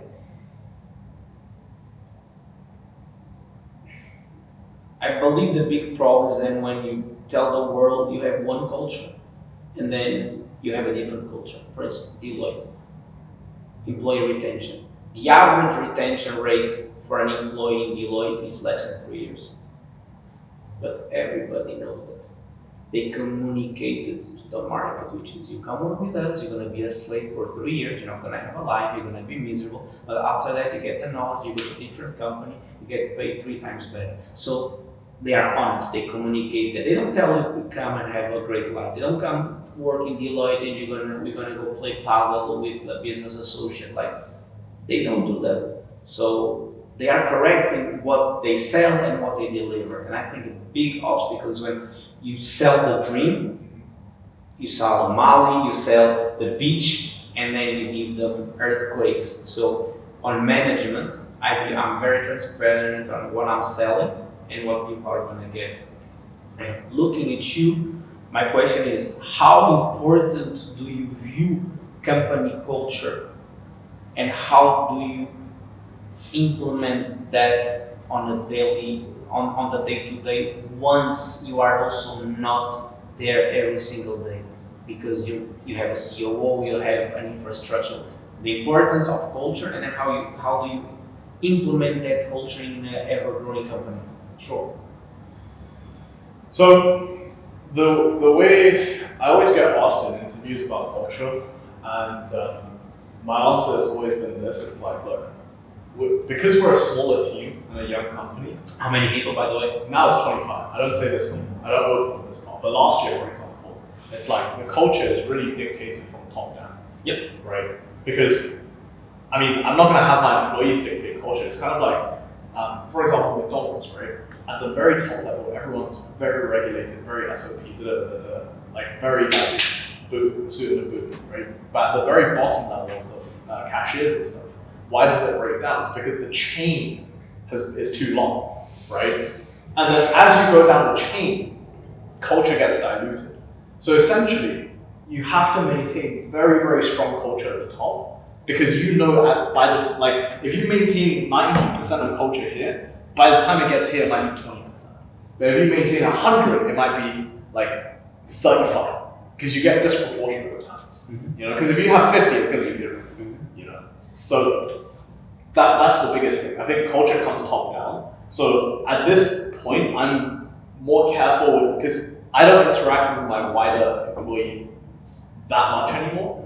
But like, I'm very careful with my executive team culture, because I think there's also a difference between exec culture versus like broader team culture. Because with the executives in my companies, I need them to see the same vision as me, and I need to incentivize them. And everything needs to be aligned because they're driving for me. Mm-hmm. I'm not doing all the driving, you know. Whereas with the lower level employees, it's like they just need to be kept in check and do their roles. So they're essentially the V players until they express, hey, look, I really want to become an A player. And so essentially my culture is very different between my A's and B's. Okay. Because I think I tried running a more casual, close culture with my B's. But the problem with that is you end up creating too much aspiration for when it's not like backed by hard work, confidence. Okay. You know? So, and the issue with that is they're not necessarily willing to put in the work, so they end up looking for arbitrage elsewhere. You know what I mean? Yeah. As in like, oh, I think I'm up here, and you're just capping me, and I'm like, bro, I'm really not, you know? And then they look for the job elsewhere. But then the problem is it's slightly higher salary. Okay. But it's not because they're paid to do a more advanced role. So there's like that disconnect, right? So yeah, B players, I'm like, now it's like, you have to prove to me why I should be creating opportunities for you. Whereas with A players, they've already proven that to me, and I actively try to create like opportunities for them. Because in creating opportunities for them, it creates opportunities for me.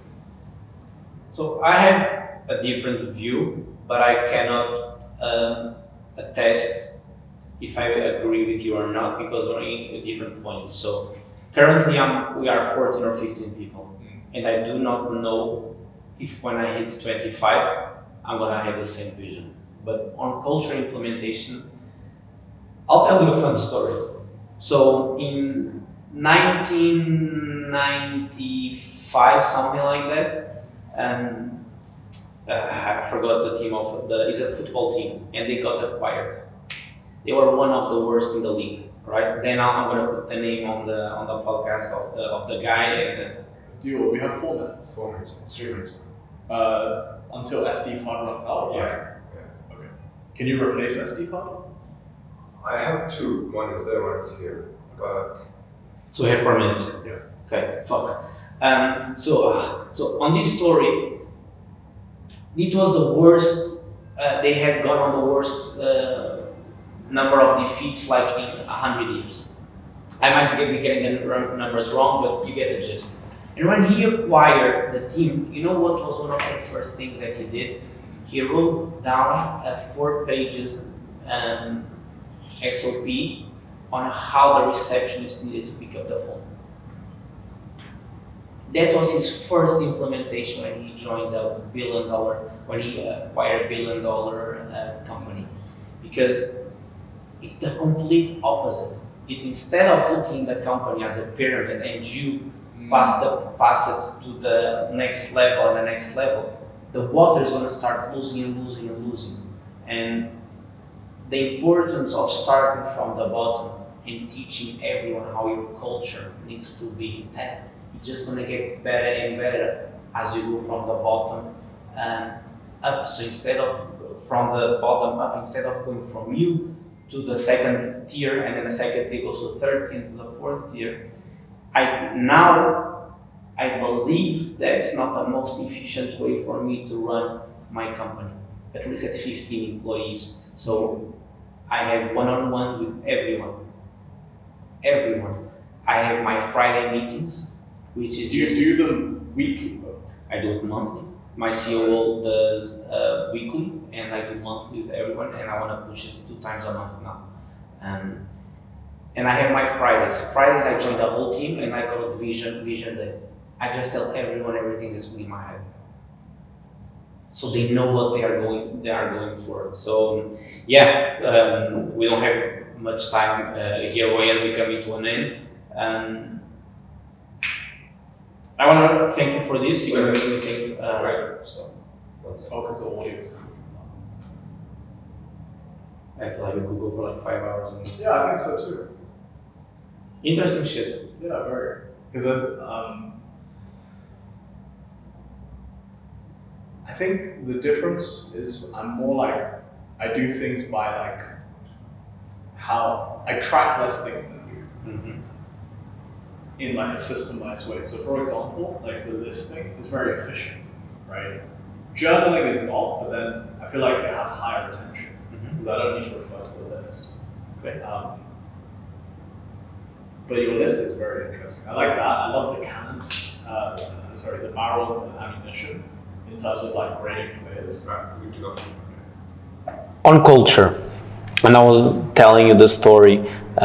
So when he joined, the first thing that he did was write a 3-page memo about how to pick up the phone. And the view is that, and that completely mind-blown me.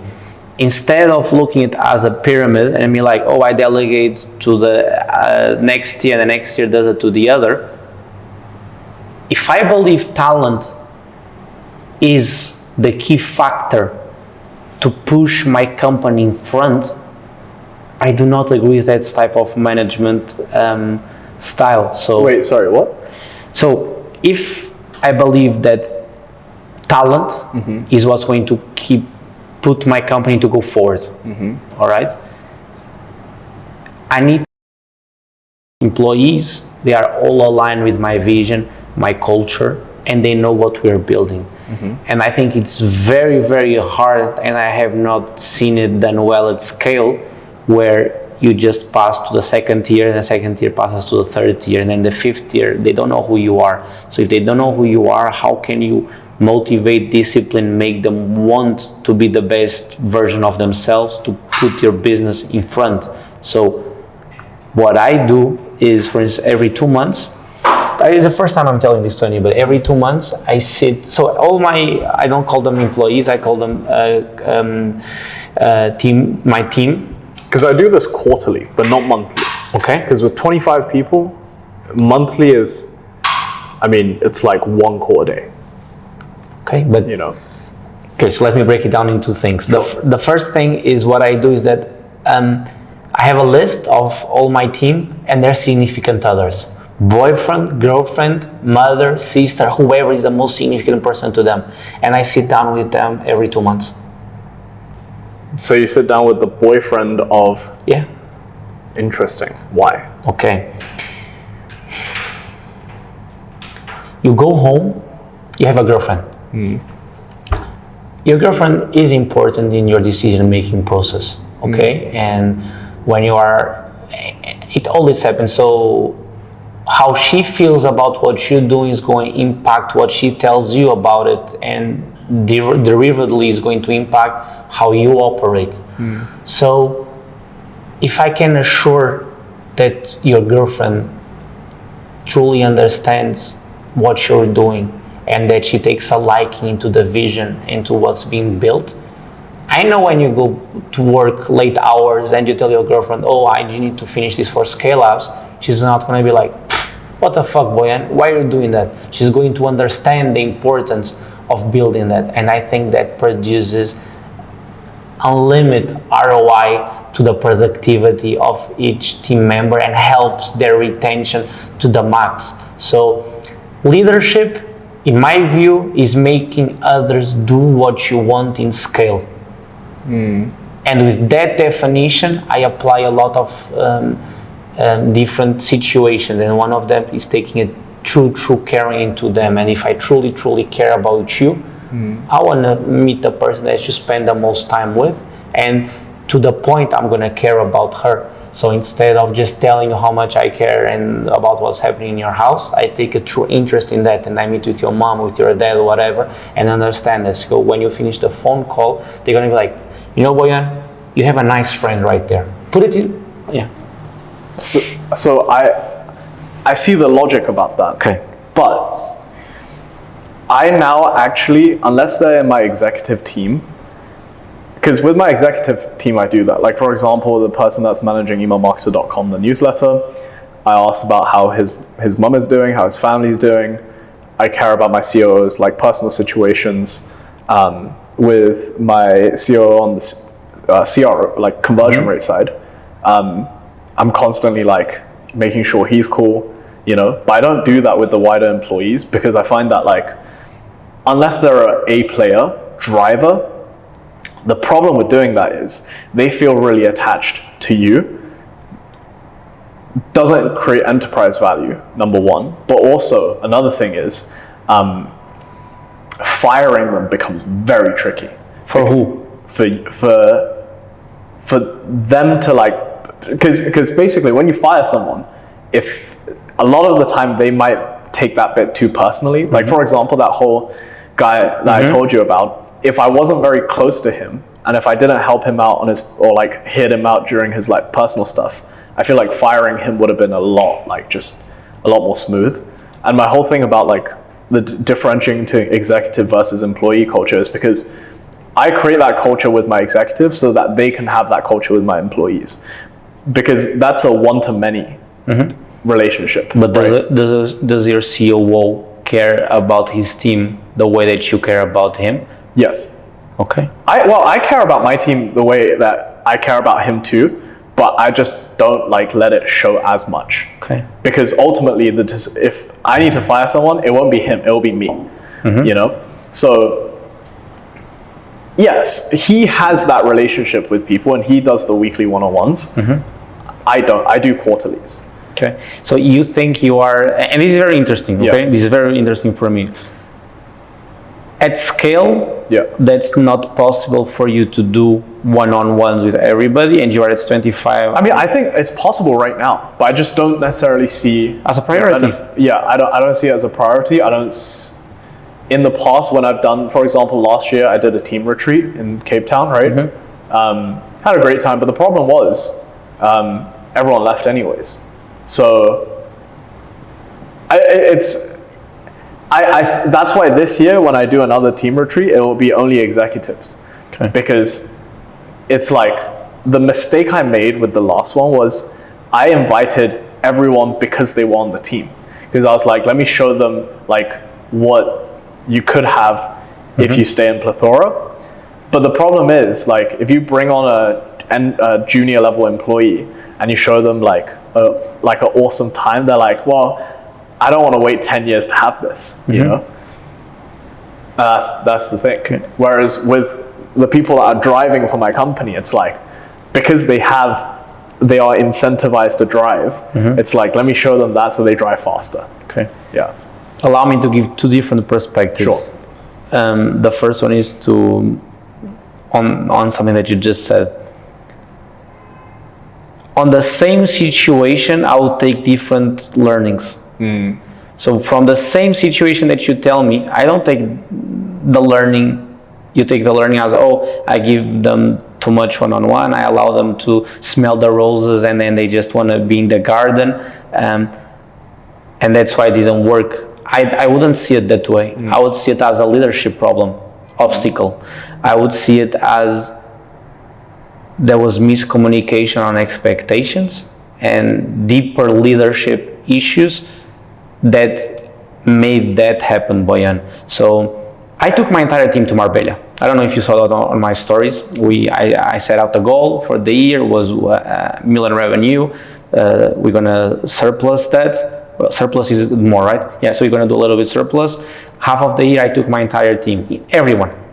We paid for the whole holiday. We gave everyone a bonus, and we went to Marbella. I didn't have that outcome. I had the complete opposite. But when was this though? This was this year. Was how many months ago?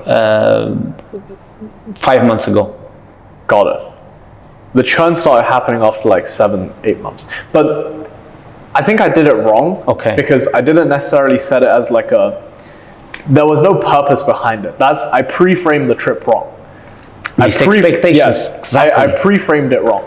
So, but also I genuinely don't think I think doing it with only the executive team makes a lot more sense than doing it with the wider employee base, because they have to earn it somehow. But it's different. Yeah. In my view, it's just different trips with different purposes. Okay. With the entire team, I wasn't there to show them. Like I have in my calendar, I take 2 holidays with my entire team if we meet our goals, which we'll always meet. It's not to show them Mali. It's not to show them the beach and be like, oh, this is what you're gonna get. You're always gonna get this. We are a team. We are one individual that gets together, and I want my team from that department to know that department, and I want everyone to go to the beach, and I want everyone to laugh together. I want everyone to go. I want to create company culture dialed to the T. And then I think with your executives is a much more strategic. Okay, how are you implementing what's happening? So I wouldn't see eye to eye with you, which is just because you went on a trip and you showed them Mali and you showed them the roses, that's why they left. So closing that chapter and opening another one that you open, which I fucking love this one, which is you said, having one-on-ones with everybody would take too much time. How do you decide where to allocate your time, Boyuan? Mm-hmm. So do you agree with the statement that success is the quality of the work that you do, and then the amount of time that you do allocate to that winning task? Do you agree with that? So success is the quality of your actions. Bless you. Success is the quality of your actions first, and then the amount of times that you do that action. How do you define quality? The highest producing action. So it's about leverage, right? Yeah. Okay. So he's doing the highest leverage action and then doing it through over long periods of time. And that's success. So right now, my biggest focus is creating kind of so in my agency, because I think we should just speak in my agency terms because the other businesses aren't as developed. I'm responsible for sales. Okay. My COO is responsible for retention, client and employee, on the fulfillment side. Mm-hmm. On the sales side, I'm obviously responsible for the sales teams, everything. So effectively, I just need to focus on coaching him. He's been taking care of everything else. Because all of the improvements that have been made this year, not in my hands. Okay. You know? It's kind of like you and Pietro, mm-hmm. right? Like, Pietro runs the company on the fulfillment side. Yeah. And you're mainly driving sales, to my knowledge. Or not even. Or just not doing it. I'm joking. Different structure, yeah. but keep going with your point, please. So it's effectively, the way I view it is, I try to have everything as like one-to-many relationships. One-to-many. Right? So for example, I would take a partnership call any day of the week with the various people that I'm partnered with to give me clients inbound, referrals. Yeah. Right? Any day of the week, I'll make time for that. But for example, if a team member comes to me and is asking me for help about a specific thing, I redirect them to Adam if I can. Yeah. Because I've basically trained them in a habit now where they don't come to me for help anymore. Mm-hmm. Because they know I'm not the best person to help them. They mm-hmm. know it's either going to be Adam, Daniel, or one of our senior AMs, mm-hmm. right? And the dope thing about that is it frees up my time to, number one, have ideas. Number two, do shit like this where I'm loving this conversation. I'm learning so much. And that's going to be the thing that actually gives me the new ideas to drive the business even further. So for example, emailmarketer.com, right? That wouldn't have been possible if I didn't just like act quickly, because I got a cold email and I was like, let's buy it, and this is the idea, and boom, right? But then the issue with this, starting this branch again, my time is limited. So I looked at the team and I was like, okay, who can I put in this opportunity and just focus on building the blueprint and giving them the KPIs to hit in order for this to succeed as an entity, you know? And then same thing with the software. It's like, but then this is one-to-many, because the newsletter, I send out one piece of content, I'm able to reach thousands of people, which all could become customers. If I do the software, all of the customers in this software could become customers for the agency. You know, if I make this one piece of content, it's going to be viewed by hundreds and hundreds of people. They will monetize at some point. Because your audience is not necessarily in the e-com space, right? They might monetize in different ways. They might end up buying one of the courses I produce in the future. They might develop into like another one of you, and we'll become friends, and then we're like learning from each other. Right? So my focus is about leverage, and whenever it comes to like people relationships, I focus on like one-to-many. How can I reach many people with one conversation? Okay. So I would have a call any day of the week, anytime, whatever, with my COO. Why? Because the conversation I have with him, I know will be reached to like other people. And that's a much more scalable way of me compared to me spending like 30 minutes with individuals. Because I might spend 1 hour with him and he have 10, and let's say I have 1 hour with him, right? I give him 100%. Now he's able to have 10 different conversations because he does these weekly, right? 10 different conversations, yeah, he might only communicate 50%, but that's still 50% times 10. Whereas if I have 10 of these conversations, it take me like 30 minutes per conversation. 100% get it. Yeah. But my perspective, and I've done that. Yeah. I had removed myself from the one-on-ones. Pietro, my COO, he does that and he does a lovely job. But then I send a feedback form from so I track the satisfaction score inside of my company. I have currently a satisfaction score of 9.4, 9.5 of my team members. That's very important. That's one of my highest, most important KPIs. But on that score, they all told me, yeah, we want to have one-on-ones with you. And they explained to me why. It's different one-on-ones, man. With Pietro, they're going to go through operational, they're going to go through pain. But with me, they're going to go through the vision. They're going to understand to the T the vision of what we are building to become $1 billion company. And the vision comes normally from one person. And needs to be much more efficient if I go to you instead of going through Pietro and then he puts in the vision. So that one-on-one with my team produces such a high return that's more important for me than sales. But what about if you just did that in a group environment? I also do it. I do it every Friday. Okay. I join the whole team in that town, but then I have so for every Friday a whole team, and then one-on-ones monthly on that one, and then every 2 months with the significant others. Then you told me something I thought the same as you. I was exactly the same, Boyuan. That's why I can understand this to the T. I was the same up to a couple of months ago. I was thinking scalability. Well, Warren Buffett advises to do the unscalable until you can't scale anymore. Yes. Right? Man, I'm so grateful that you know that.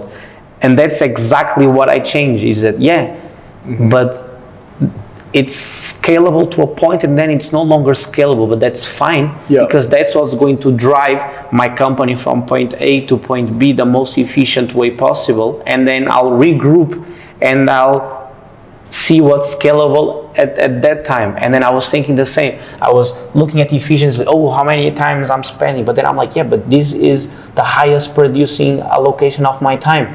It's not a sales call. So for example, right, you say that employees ask you for one-on-one. Yeah. Because if I would say in any organization, who doesn't want one-on-one time with the big boss? Because that's how they get promoted. So are they incentivized because they want FaceTime with you for the sake of making sure that they're top of mind in your head? Or are they like, because if you end up having the same conversations, in my opinion, and based on my experience, it works the same as like you doing it on a group call, you know? I don't agree. Because I deep dive into that person. Okay. I deep dive. So for instance, more recently, a team member asked for a raise. They don't go to me. They go to Pietro. So they don't wait for the time one-on-one because they know there's no, on the SOPs of what can be communicated with me, salary bumps is never going to run through me. It's, COO runs it with me. If we have a budget, if it's in that budget, he doesn't have to run it through me. I don't want to hear it. If it exceeds that budget, we have a weekly call and then we make the financial decisions together. It's about people feeling special because they are special, Boyan. To the core of it, my team is working to make a vision a reality. They are my highest producing asset. And when I have one-on-ones, I tell them exactly how I view them. Not how I view the whole infrastructure. It's like how I view them, how I envision their department in 5 years. But their department as in, because do you have this with every, like yes. Even the yes. Most junior ones? Yes, everyone. Interesting. Everyone. And I try not to have it, and now I see such a big ROI on having it. And then, when you're 100, yeah, man, to get to 100, I haven't gotten to 100 yet. And I want to get to 100 the most efficient way possible, and then I will regroup. I think there's two phases in the business, which is the phase that you are lost and then you find directions. If you always know what needs to be done, it's because you're not pushing enough in your company, in my view. Because let's say this with, I like to look at business as Candy Crush because it has like infinite levels, never finishes. If you start a new level, I never talk about this, so only in my head. So you pass the level and you start and there's the new blocks on Candy Crush, whatever. And how weird would it be if you just as you enter the level, I know it, so first attempt I finish it. What does that tell you? Tells you that the level is not so different from the level before. So you're not growing that much. So I don't want to have the answers for when I'm 50, when I have 50 people. Because I'm not supposed to know that answers today. So I'm not preparing myself at some point for those answers. I'm like, now I'm at this level and I need to go to the next level, the most efficient, without spending the shortest time from level 1 to level 2. But when you get to level 100, that's not going to work. Yeah, but but it works now. And I know that I'll have to adapt. And it's fine when I get there, I'll readjust my ever-growing organization to solve that sort of problem. So all this to say, time is the biggest asset in life and in business. And talent is the most important thing for me. So I need to allocate my time to my talent so my talent can ever grow my business. And you tell me, I'll take sales calls. Maybe you just, this is a different perspective, all right? Maybe you're just allocating it to an asset that produces the biggest ROI on the shortest period, but not on the longest period. Maybe you are going for the short money and not for the long money. Because the sales, and I'll finalize it right now, the sales will give you, 10 Gs, 20 Gs, 30 Gs. And you will always make that time because you see the result on having the call and receiving that 50 grand. But when I have the call with my team, I'm looking at the million, I'm looking at the billion. That's what the partnership is for though. I said partnership calls. Okay. So they would bring me a ton of clients, like one a week basically. Okay. But then on the team side,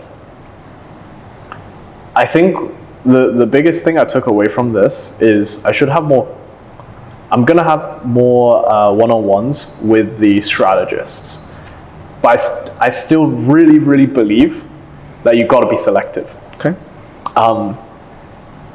For example, my graphic designers. Okay.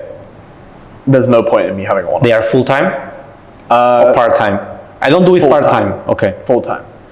I don't really have anyone part-time in the business. Okay.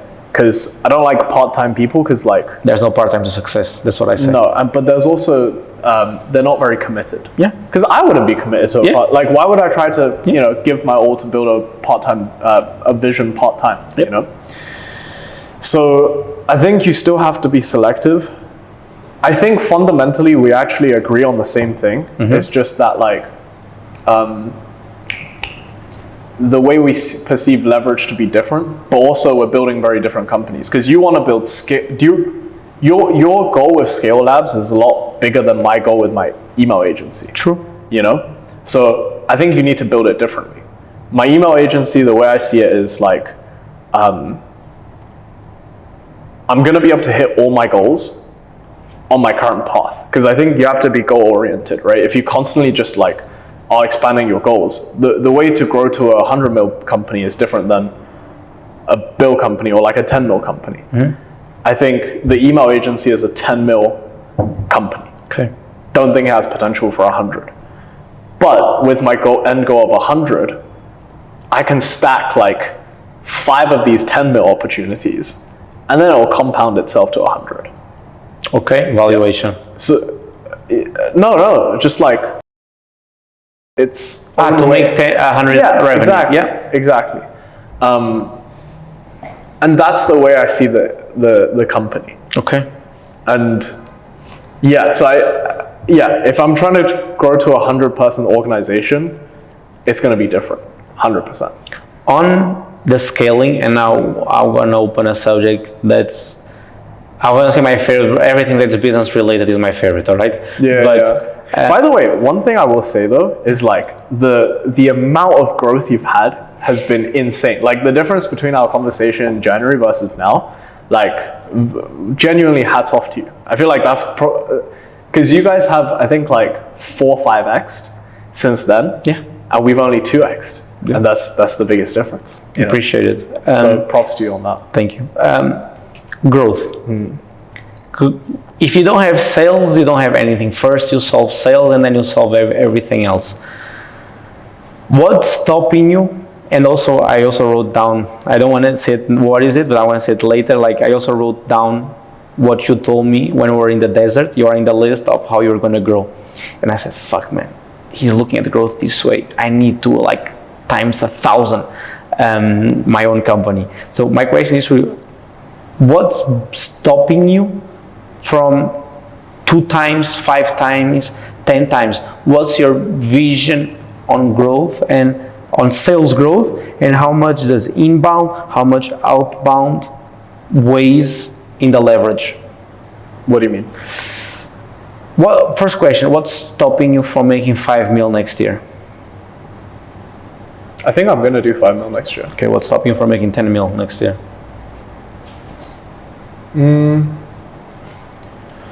So the agency, it'll be a combination of things. I don't know if I can hit 10 mil next year, but ultimately it's like, with the agency, I don't want to hit 10 mil. Okay. SaaS, yes. Like here's why. So every big agency owner that I've spoken to, right, that is at like 8 figures, their margins have shrunk way down. They're at like 20% margins, whereas I'm at 65, you know? So it's effectively, they essentially have, let's say, 3x the revenue, or 5x the revenue, but then maybe only like 2x the profit that I make. And the issue with the e-com agency space is that actually, if you look historically, there's not been many successful exits. There's been Mute 6 and Hawk Media. Those 2 exited for like 9 figures. I think Mute 6 was 46 or something, I don't know. Okay. But both of those acquisitions turned out to be fucking horrible acquisitions for the acquirer. Okay. So based on, and everyone that I've spoken to recently, they've had crazy trouble selling, like when prepping to sell. And prepping to sell is like a multi-year journey, right? So the way I see it is like, okay, I can profit max on this. If I take this to like 3 three to 3.5 a year in revenue, I basically make the same amount of profit as someone who's doing it at like 10 mil. Okay. Right? So it's much better to just reallocate that capital, because it's not like I'm building for an exit anyways. Okay. Right? So I reallocate that capital to build something that is exitable. You know? So that's the biggest prevention. I just don't want to grow to that size. okay, it's tough to have a deeper conversation on that based on the foundations that you just laid to me. But to go until your success point, let's say,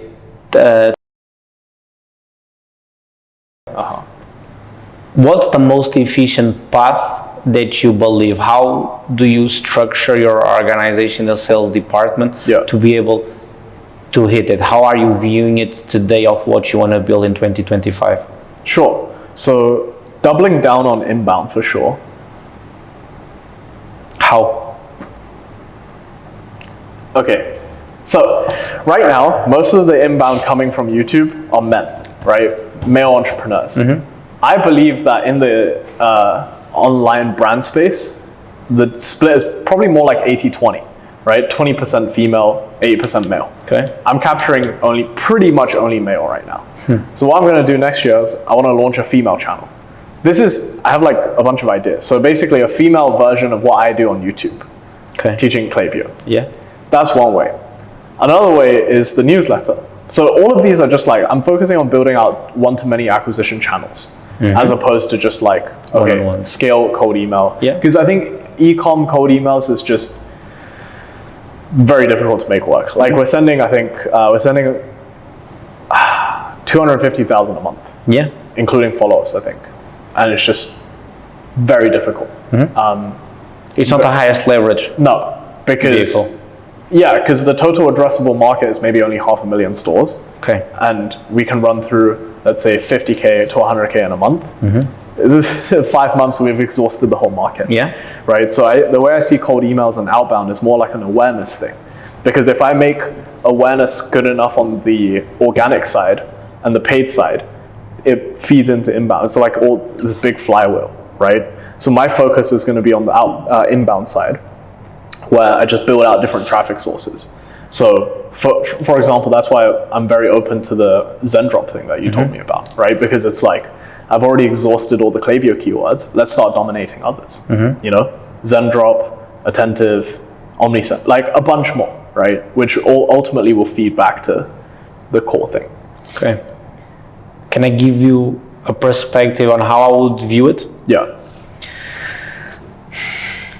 So what worked for me to go from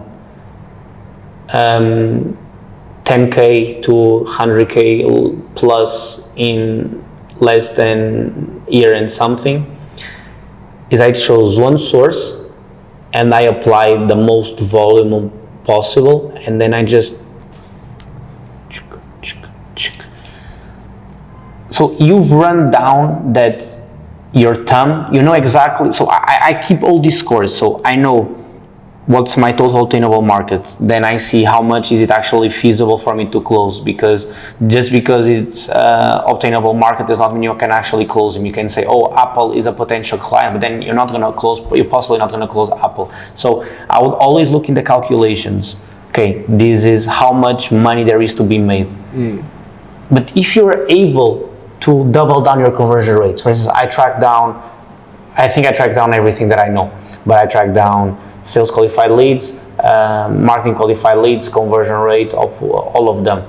I know if I keep making the same volume, but I double my conversion rate, I'm gonna get a different times to my business. And then if I increase my LTV from 25,000 to 30,000, and I double down my conversion, I have a whole different business. So do you think your email strategy from A to Z, sending the lead, generating the interest, making them a sales qualified lead, having the first call, second call, nutrition, trust factors, it's dialed to the T, that you no longer need to spend time on that, and it's highest leverage to create other channels of acquisition?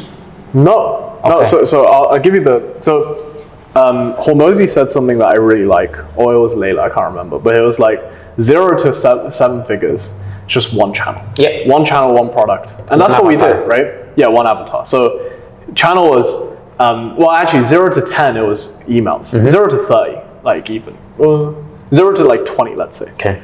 Emails. But then to 100, that was basically all YouTube. Because YouTube brought partnerships, it brings so many things, bro. Because how did Pietro know me? YouTube. Yeah. How do you know me? Pietro. Everything traces back to content. So effectively, I double down on content. And it's much, because I know for a fact if I make a good video, it gets 5K views, I make like probably 100 grand in lifetime value, right? It's basically 2 clients. Whereas, so it's easier for me to just like focus on making better videos at higher volume than it is for me to optimize cold emails. Okay. You know? Get you. So I feel like that as a channel is less leverage. So right now we're redirecting cold emails to get newsletter subscribers for emailmarketer.com. And then also I think the cold email stuff will work on the SaaS side. Okay. You know? And so your strategy is to double down or triple content for inbound. Correct. Yeah. And how are you structuring it once the lead is generated? Because now you are in the process of removing yourself from the whole 9 yards that come once the lead is generated. How much of a priority is it for you? I'll track the question. What hits you for you to do that? Because that process is something that we are doing together to be able to remove you from the calls and put in other people. Why did it happen now? Why at this point in your business you said this is the time to make this change? What hit you for you to think that this was a necessity right now? Removing myself from sales calls. Yeah. So I want to create more offers, and like as in I want to create like a educational offer to essentially, because most of the people in my audience, they're B2C or they're not qualified B2B, you know? So if I could just figure out a way to monetize them, I double my business. Yeah. Right. But those people, they're like one-off deals. I can't close that. And if I want to build out that channel, I can't be spending my time closing email deals either, you know? And then that's one aspect. If I want to focus on building the news, I just need to play at a high level. So like, I don't want to be closing the deals anymore. I mean, the money is good, but like, it's time to grow to that next level. Yeah. Could I have done it earlier? Yes, I could have. But for example, now any sales question is just back of my head, like just, you know, I can educate them properly. Whereas I feel like if I tried to outsource it last year, you're not ready for that yet. no. So in my view, I took like the first year in something, I did all the calls by myself. Yeah. All of them. Yeah. And now I brought in a team, and we are currently at 50%. Not my personal numbers, my teams now are at 50% closing rates, sales qualified lead, outbound. And I realized, Boyuan, that once you unlock that knowledge Of doing outbound. yeah. I can say the same thing about inbound. But you know what the problem right now with inbound is? Number one, there's a deliverability issue, but number two, there's also just low replies in the e-com space. Okay. You know, I think because like channel, I think matters above all in terms of like, let's say you want to create like a client acquisition strategy, right? I wouldn't try to, for example, cold email. What's a bad industry to cold email? I can't think of any off the top of my head except like e-com, because everyone does cold email, you know? But for example, in e-com, I think an undervalued channel would be like cold DMs, but not cold DMs to like brand the influencer guys that own the brands. But I'm saying like finding the personal profiles of brand owners, and then cold DMing that with like a video, for example. I think that's undervalued because not as many people do it. I think the biggest thing when it comes to approaching outbound is you have to find like a way of reaching your TAM that isn't necessarily overdone yet. Because cold email in e-com at least has been overdone to death. Like, yeah, it's just crazy, you know? So how do you reach that demographic in a way where they naturally make time of the day for you? Because like, if I get 20 cold email notifications, I develop blindness to it. Yep. But if nobody contacts me on Twitter, like Twitter, Instagram, LinkedIn, Facebook even, you know, you get a notification, you're like, oh shit, let me click on that. Well, you know, it's just about standing out. Your messaging could be categorical, because I'm sure if I did cold DMs to these people, my messaging could be worse compared to if I did it for these guys. Cold emails. Like a lot of my competition cold email, but the messaging is worse, but it's the only message. And that's on finding that, we are now launching physical letters. That's why I also think is like very undervalued. Yeah. I think the ability to send, especially handwritten ones. So if I were to build outbound next year, sir. it's like the robot handwritten letters. Do that at scale, you know? But another thing is, right now, my bottleneck isn't actually lead generation. My bottleneck is my time to sell, but also how fast I can grow the team while maintaining quality. You know, hiring good enough talent because, you know, your name is everything. Yes. Can I go out and close like 100K in MRR? Sure. But the quality is going to be so bad that like... Yeah, it's going to affect the longevity of the business. So that's why like I have a lot of these like creative things that I just haven't done yet. So for example, the GOAT thing, sending something to space. A lot of these, because for example, right, if I advertise like, hey, go run ads, they might think like, okay, VSL funnel, ads, I'm not saying they don't work, they work.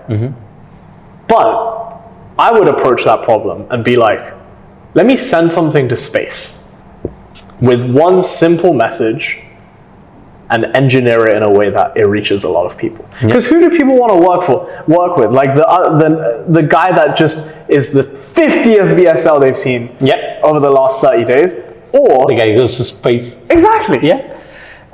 You know, so there's a lot of the, like for example, the robot handwritten letter I did. I had this a year and a half ago. I just haven't had the necessity to deploy it, because I know that if I deploy it, the booking rate on that is probably going to be like 1 in 50 letters, right? 1 in 50 letters, and I send out, because I wouldn't want to just do it like, I'll send out like 100 letters a month or whatever. I would want to do it let's do 1,000. Of course. But imagine, I get 1,000, I get 20 calls a month, I'm like, fuck this, bro. I can't handle this shit. But, so what I did last month is that I stopped, so the bamboo grows under the grass and then goes up. I track client satisfaction score, and then looking on the long money, not on the short money. Last month, I hired 4 new talent to the company. And while I was welcoming them, onboarding them, I didn't full scale outbound. So only now that my service delivery is top notch again, I can go outbound, and now I'm going to just double down everything that I'm doing. So if you break it down, it's quite easy to grow a company. Yeah, 100%. Quite easy to grow a company. Yeah. You know, I had this exact talk with Iman. Okay. I was like, you know what? It's actually like, it's ridiculously easy to make money, but so hard at the same time. Yes. You know, like the paradox of it is crazy. Yeah. Because like, it's just, what do we actually do? We jump on a Zoom meeting, speak to someone, and money just like gets thrown at us, you know? Because what did I do? You DM me, we spoke, you threw 10K at me, I spoke in front of a camera for a couple hours, we had some food, and that was it. Yeah, it was a fun time. It was a fun time. Yeah. Didn't feel like work. But then, you know what that pushes me is that if it's so simple, Yeah. it's my obligation to aim for the billion and the 2 billion, because But so here's where I kind of like can jump in, because I feel different, okay, right? Because for me it's like I see it as my obligation, but I also understand that money is an infinite game. yeah, So if money is an infinite game and you'll never stop finishing playing it, do I want to live to, let's say, arbitrarily 100? Probably going to be like 80, I don't know. But like, if I live to 100, do I want to say I spent 100 years playing the money game? Or do I want to say I spent 30 years playing the money game? I didn't get to the top of the money game, because every game there's always going to be a person ahead of you, right? Always. But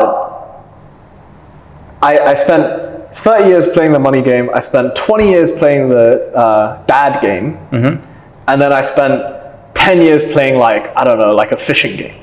You know, I want to have variety of games. But if that's the case, why wouldn't you push to be the best at your game for the next, bro, you're a kid, for Yeah. the next 5 years, and push it to 200, 300, 400, and then if you don't want it anymore, and if you don't want the climb anymore, and you just love the view, you go and you become a dad, and you have no money issues, you know, it's just the intensity of it. And I just realized, I think that's where we diverge. It's like we're doing the same, but the intensity that we put into our business is just different. Like I want to have the highest ROI in that period of time, and you're like, I want to have that ROI, but I'm okay if it takes 1 year, 3 years, 4 years. So basically we are on the same view. We're going in the same direction, but just the requirements are different. On to finalize this, and this is very interesting for me, because I think you do it so much better than me, Boyuan, which is, I'm horrible at networking, okay? I don't think you are. I don't know where you get, like, for example, you said 2 things that like I disagree with about yourself, right? You said you're horrible at networking, and you said you're horrible at like, not terrible, but like you're not very good at being human, right? Maybe I'm just equally inhuman, that's why I understand you so well, you know? But like, for example, I think you're a great networker because you're very likable. Because to be likable, especially by the people that we want to be liked by, because you don't really care if like someone off the street doesn't hates you, because you're just like, oh, whoopsie-doo, right? But like, people that are worth your respect always respect you. So I think you are a good networker. And then in terms of that part of being human, I don't know, bro. I feel like maybe we're just very similar. So like, just like, yeah, but I relate to that. Why do I say I'm a bad networker, and why does it work with you? First is because I don't implement volume in my network. That's like, I don't find the necessity to go meet general people, because I know what needs to be done in my business, and I just want to apply volume. But the struggle that I think I have, and works with you, is that I only speak my mind, okay? I won't give you girlfriend advice, because I'm not an expert. Like, I manage one relationship for 3.5 years, but I don't have volume to talk on on that. But then I always tell you what I think about business, and you as a entrepreneur, you listen to that and you give me back feedback, and we both grow. And I don't think that's the general, I'm not going to say general population, I'm going to say general entrepreneurs, is everything. Most of you are like, hey, I'm doing this and this works great, and who the fuck are you to tell me that this is not the best way to operate and run my business? I made it 100 million. Yeah, but maybe you could have run it to 1 billion. So with you and me, you give me feedback on everything, and I'm like, great, let me write down everything that Boyuan is telling me, because he has done things that I have not done, and I'm going to implement what he tells me. But I don't think that's the general population of entrepreneurs. I don't think people are quite open to hearing honest, truthful feedback, constructive feedback on what they are doing. I think it's easier to think that you are great than actually being great. I think it's very simple to think, oh, my company is amazing. Yeah, based on what, man? Who says your company is great? What KPIs are you? Oh, I just feel it. Yeah, your company is not great. So I think that's why we can network very easily, is because first we have a common passion, which is business. And then I always want to take out the most of you. And then when I give you my feedback, you're also, yeah, let me reflect on that. How did network impact your growth as an entrepreneur being in Dubai? You know what it does, and this is something that we do share together, which is like every time I don't know if it's an ego thing or whatever, but every time I meet someone who's an absolute fucking killer, it's like, bro, 2 eyes, 1 nose, 2 lips, like I can do it too. Yep. You know, 100%. So that's the biggest thing. I feel like being surrounded by people who are ahead of you or just like who you look up to, it's not necessarily like you even learn anything that specific, because I find that a lot of the specific things, if you really just ask yourself and really try to find the answer, you can answer that question yourself. You know, if you just look at first principles and just walk yourself through that like line of logic, line of reasoning, you already know the answer. Where networking really benefited me, especially in Dubai, is like just being in that environment, feeling that energy and being like, damn, he's hustling that hard, so is he. Why not me? Why not? You know? And there was this interview by, not Chamath, it was is it Chamath? Yeah, Chamath Palihapitiya or whatever, billionaire investor guy. And he was just like, you know, like, the world is run by like 150 something elites. They're all men, they're all white, and they all have a certain net worth threshold. All I want to do is just buy a seat at that table and dictate my own agendas to the world. Why? Because why not? And that's how I see like this whole business journey, which is like, why not? What else am I going to actually occupy my time with? Yeah. What, like, besides growing in like any vertical, you're going to be growing in one way or the other. Why not in money? Why not in success? Yeah, you could do it physically, sure. But like, I think the beauty about money is very objective, is very linear. Like, money is money. Yeah. Buck is a buck, right? But another thing is, it's the only thing that has such a big impact on your life, but also on the lives around of people around you. Yeah. Because it's like, yeah, sure, you can get a 6-pack, look the best, and but what does a 6-pack do for your parents? Do for your family? Nothing, bro. Yeah. Fuck all, right? Yeah, sure, you could say, oh, I'm like this crazy fitness guy, and yeah, you can motivate people to get in shape, and But like, money is just the best thing I feel like a young person could work towards, because it unlocks every single door later on in life. You want to go to this place? Costs money. Yeah. You want to do this? Costs money. You want to help your parents? Costs money. You want to have a girlfriend? Everything is like, it boils down to this singular thing, which is like this like storage of energy of like how the world runs, you know? On money, so I have a rule with my girlfriend. Yeah. I'm not allowed to say anything's expensive. I'm just broke. Interesting. This is a rule. And if I do it, then there's consequence. So I'm not allowed in my environment. So I protect my environment a lot, Boyan. And this takes us to mindset. I believe over long periods of time, anybody can have success. Why? Because you just need to do the right actions. And once you figure out what are the right actions, unless you have a physical disability that doesn't allow you to perform them, anyone can perform them. The obstacle is understanding them, and then if you are willing to take that time to understand those actions, and then if you implement them for long periods of time, which is my definition of success, finding the highest producing tasks and then doing them for over long periods of time. So in my house, I'm not allowed to say anything is expensive, because it's not expensive, I'm just poor. Because for someone else that's going... Sarah has that mindset. Okay. Yeah. But yeah, I get what you mean. So for instance, yesterday dinner went for Amazon. It was like, I paid like $300 for dinner. And then my friend, he was spending here a couple of days, and he was like, he was like, oh man, that's expensive. I said, no, you're just broke. That's not expensive, man. That's not expensive. Like, you just need to put yourself in the point that you wouldn't even look at the bill to understand how much it was. I didn't make the calculations. Like, I have a joke now. It's like, everything is free until you look at the bill. That's a nice one. Because it's like, bro, if you don't open, because everywhere in Dubai or just in the world, they give you the bill as in a closed book. True. If you don't open that book, did you really spend money?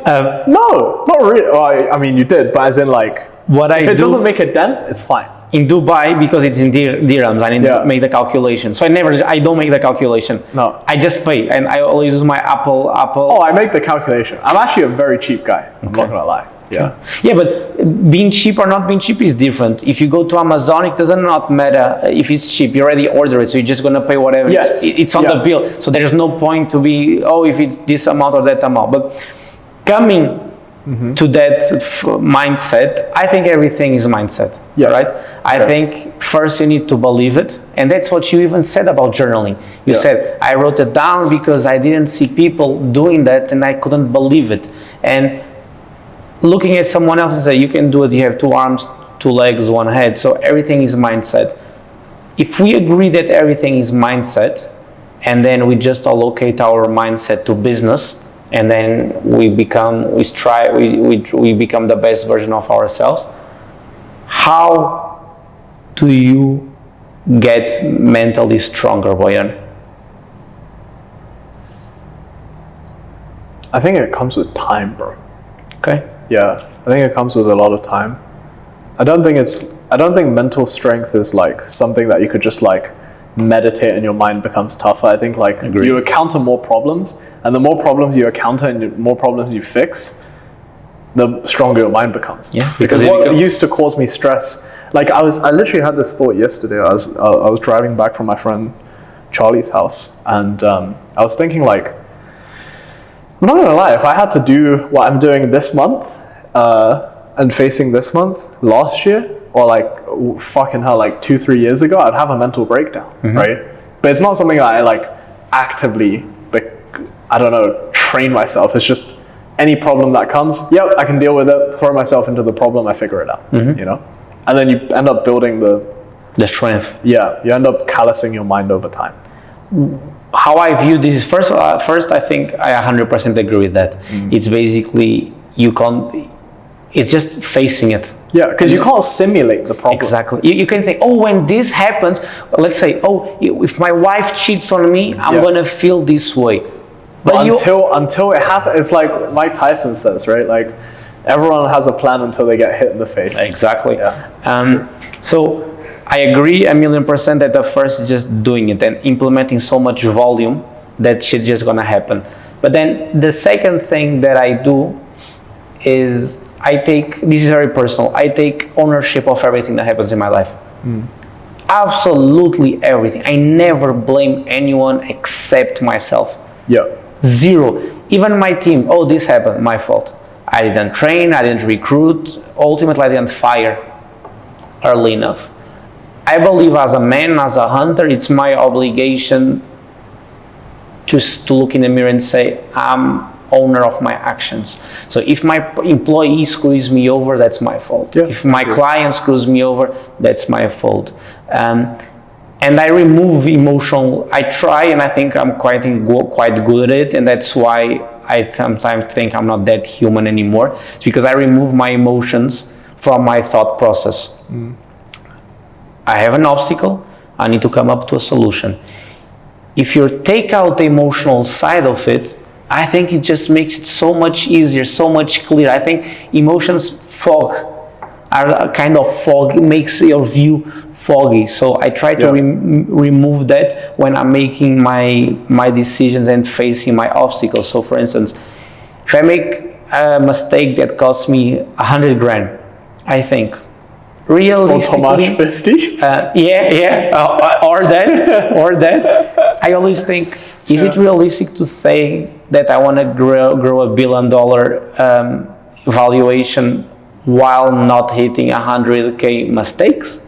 Oh, you know, I have the same thing. It was like, I use the same thing to kind of like motivate me when I'm having a shit time. It's like, bro, you chose this. Yes. The fuck did you expect? Exactly. Like, 100 mil is no joke. Yep. It's not a small amount of money. It has to be like a 1% company. It's like a 1% of a 1%. Yeah. Right?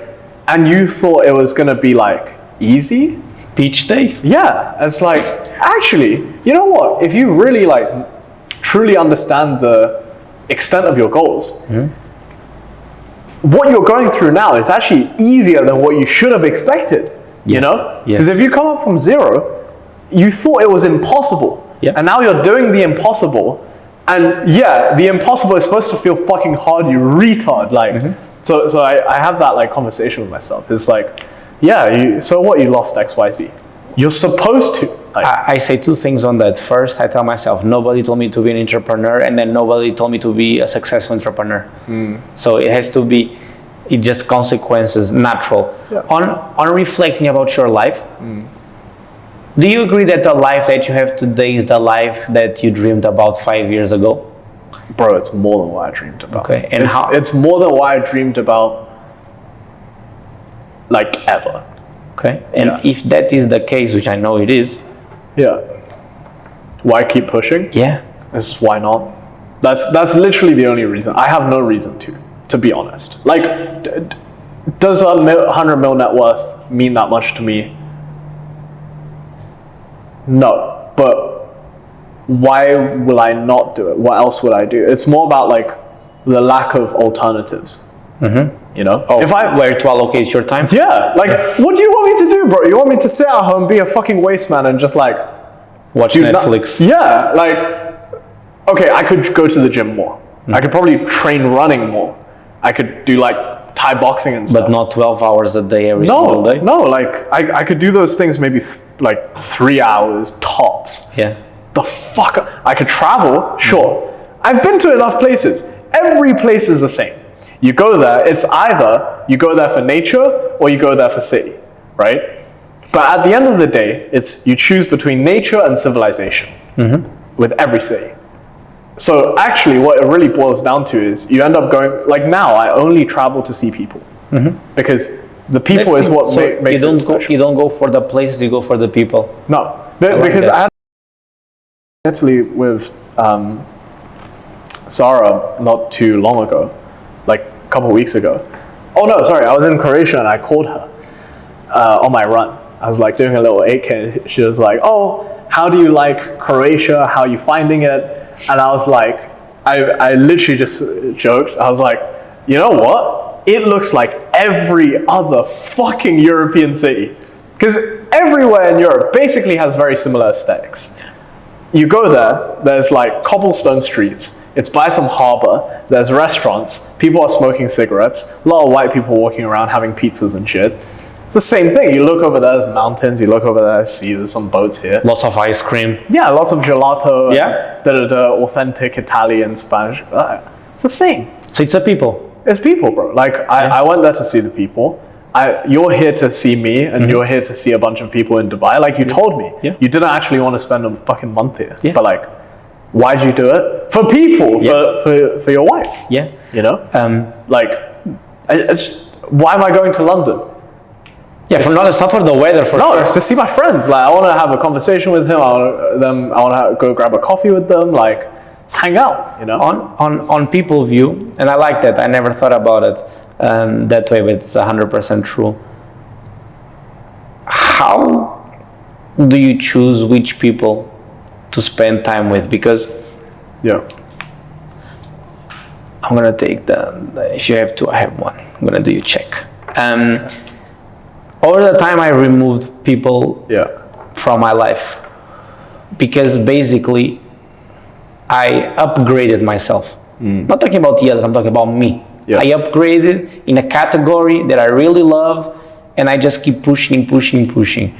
And the person that I was, the person that you are today, the person that Boyuan 5 years ago no longer exists. You will never be that person because you've upgraded yourself in this game. So that person doesn't exist. Same name, doesn't exist anymore. Yeah. So how do you retain, or how do you choose who to retain and who to add in the business of growth? Because if you are a different human with different interests, with different mindset, with different skill sets, did all your friends also upgraded with you to a level that you find it interesting to invest a time on a relationship? And how do you choose today? So I'm very curious about how has been your growth and investments of time and people, because that's what we're talking about. Good question. So I think, for example, right, for your goals, you have to cut people out more ruthlessly than I do, I feel like. Because if you want to grow fast, you have to cut out people that are slowing you down. So you have to be more ruthless with it. But if you're, like, I'm willing to grow slower than you, I'm not gonna lie. Because the thing I hear from literally everyone is, I wish I enjoyed the journey more. And it's like, if you drive 100 miles down the highway, you can't enjoy the view more than if you were driving 20. Objectively, right? But maybe it's just like you enjoy the process so much and you're never going to stop racing. And I think that's the difference. Like if I'm like working a lot, it feels like life just flashes before my eyes, as in it goes so quickly. Maybe it's because I'm having fun, or maybe it's just I'm like very engaged, right? But in that intensity of engaged, my retention of like if I'm enjoying or not, it becomes totally irrelevant. Because I just don't care. I'm just like, why do I have to enjoy this? I need to get this done, right? Yeah. But then, so essentially with people, one of the biggest things is like, I think there's no worse thing than being like this, the image of this like lonely billionaire in this like huge villa by themselves with like a glass is like the saddest shit ever to me. But then again, you hit on the billionaires, bro. That happens to the people that park your yeah, car. I know, you just don't know about it. I agree. But It happens with the millionaires. I know. But I mean, when I said billionaires, it was more like a placeholder, right? But I think like it's about how you navigate relationships. So for example, right, I have friends, I would say from school, I have two, or like school times, I have two really good friends. My friend Paula, one of my best friends. My friend Harry, one of my best friends. From London? Yes. Where you studied? These are high school friends. Okay. I don't have any friends from elementary. Okay. I don't have any friends from secondary school or like middle school. Don't have those. I would love to, but they're just, I don't have anything to say to them. It's kind of like when you said, yeah, like I don't know what to talk to them about. Paula, I really love because we worked together at one point as well. He worked for me briefly. He's a refugee. So his starting point in life was very different than mine. You know, he smuggled himself from Iraq. Like, he is a very interesting person. He's someone that is amazing at networking. Like, all of my Arab Emirati connections is all through him. Harry runs a low 8-figure fintech company. He's one of my best friends. I invested in his company and everything.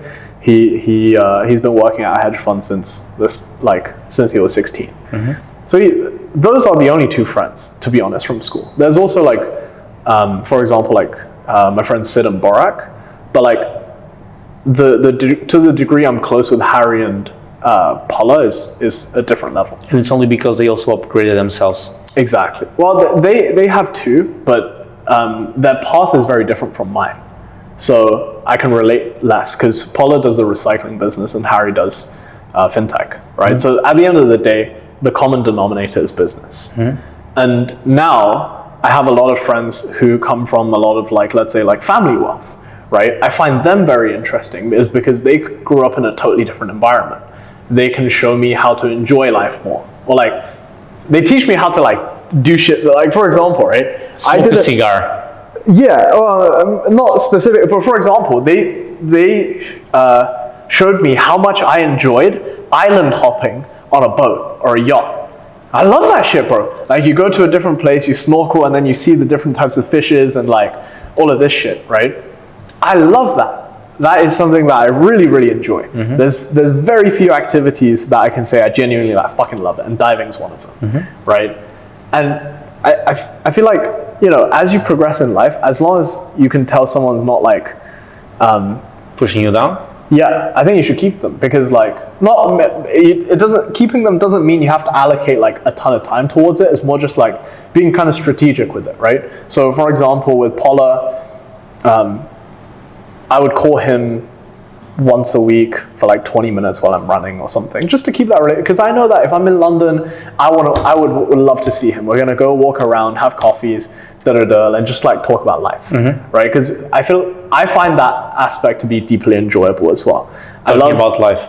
Yeah, because I find philosophy more interesting than talking about business. Because I feel like business is very logical and it's like there's objective right or wrongs depending on the thing you're optimizing for. Okay. Right? Like how you run your team should be this way if your goal is to get to here. Yeah. To get to here, Yeah. right? These are the conversations that we should be having. Yeah. Whereas with talking about philosophy, life, and all of this stuff, it's more open-ended. It's more like exploratory, right? So I find that very interesting. And another thing is with these philosophical stuff, you apply it to business as well. You know, because you it doesn't even need to be remotely. It could be inspiration. You know, so I find that very interesting. And then other friends, yeah, I would say majority is business. I know that on my executive team. Like I see Adam, he's not like a close friend of mine, but I would say I have a lot more like loyalty to Adam compared to anyone else on my team. Like if you define friendship as having fun together and stuff, I don't do that a lot with Adam. But what I would say is I know he has my back and I have his, and I would say that's a lot more valuable compared to anything else. Yeah, exactly. Yeah. And then same thing with Ollie. Ollie works incredibly hard in the company. So yeah, he works incredibly hard. Do you? So I have a lot of loyalty towards him in the sense of I want to create as many fucking I want to fulfill all of this guy's dreams because I can't afford to fly him. You know. The other day I had a moment, so I don't think a lot about life, Boyuan. Okay. And I don't do a lot of philosophy, like I'm on my path, Yeah. and I'm so happy with what I'm doing that I have my business, I have my business. I don't think a lot about stuff except this in this bubble. Yeah. Just don't care about it. I like it. Yeah. Works for me. Yeah. But the other day I had something which was we hit like our first month that we hit 100k cash collected.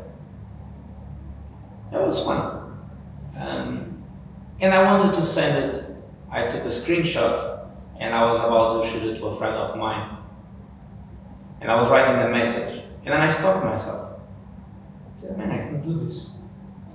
Because I upgraded and now I'm showing him, when I send him a screenshot of 100k cash collected, he's not, oh look at me, I'm such a big boy. He's told you I'll do it, I did it, but I'm gonna do so much more.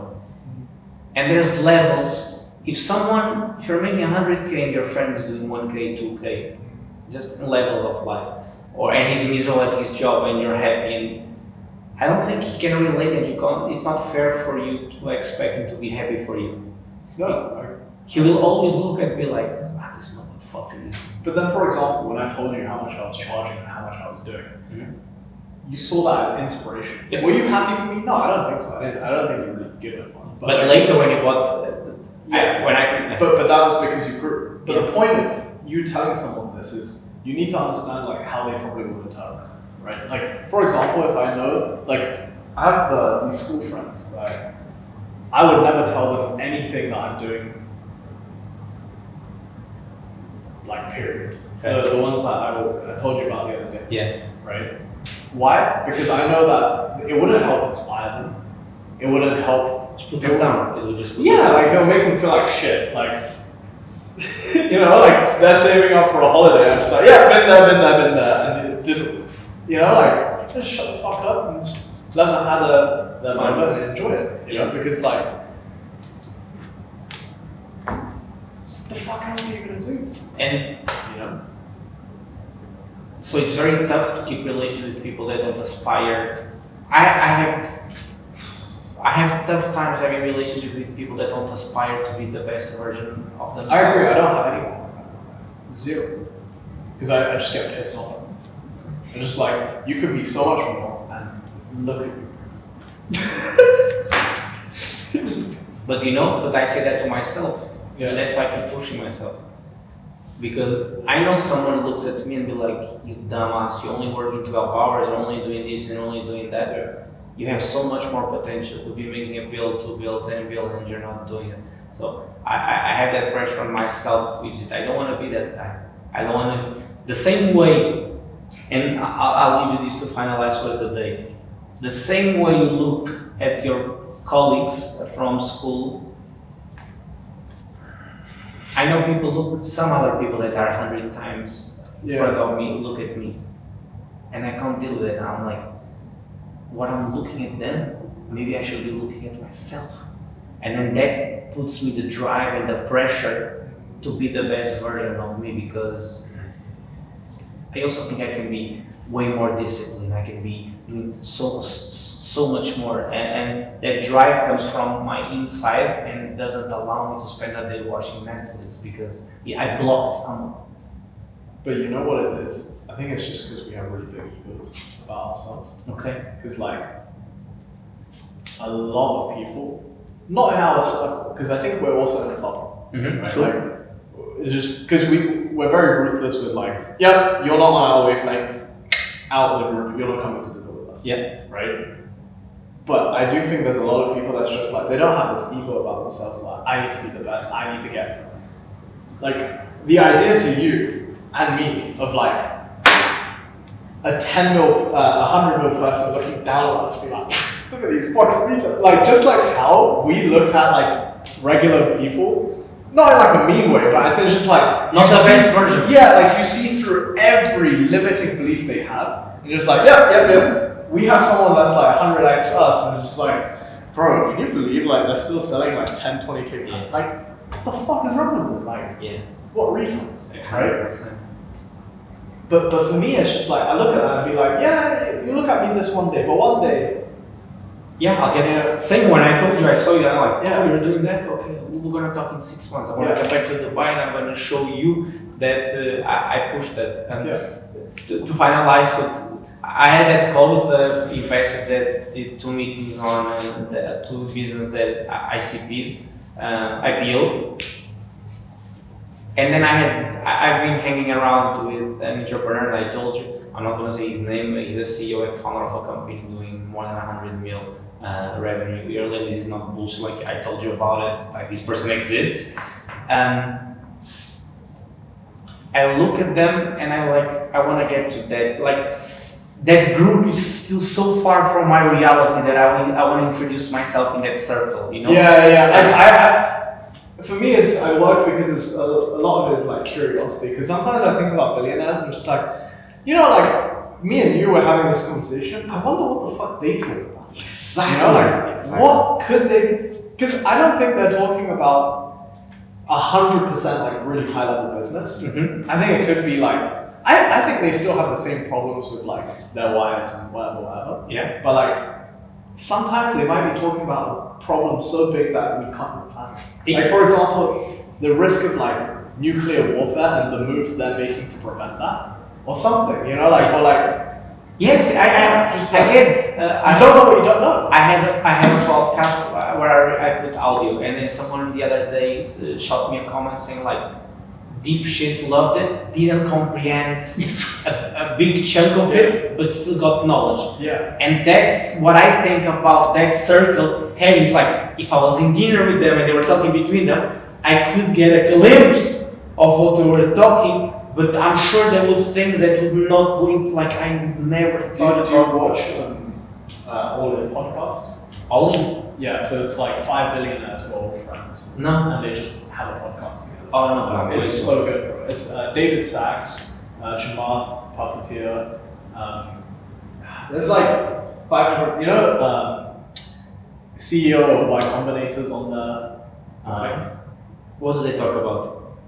business, a lot of politics recently, because you know, for us, you know, whoever wins the U.S. elections doesn't affect us as much as them. Yeah, because we're not at that level. Exactly. We're not at that level. So they talk about elections a lot. They talk about like geopolitics, like what's going on in Israel, Russia, like the different wars that are going on. During COVID, there was a lot of COVID stuff. It's very macro stuff.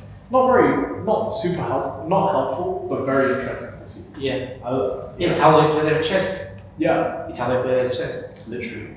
Do you think, and then we wrap it up, Sure.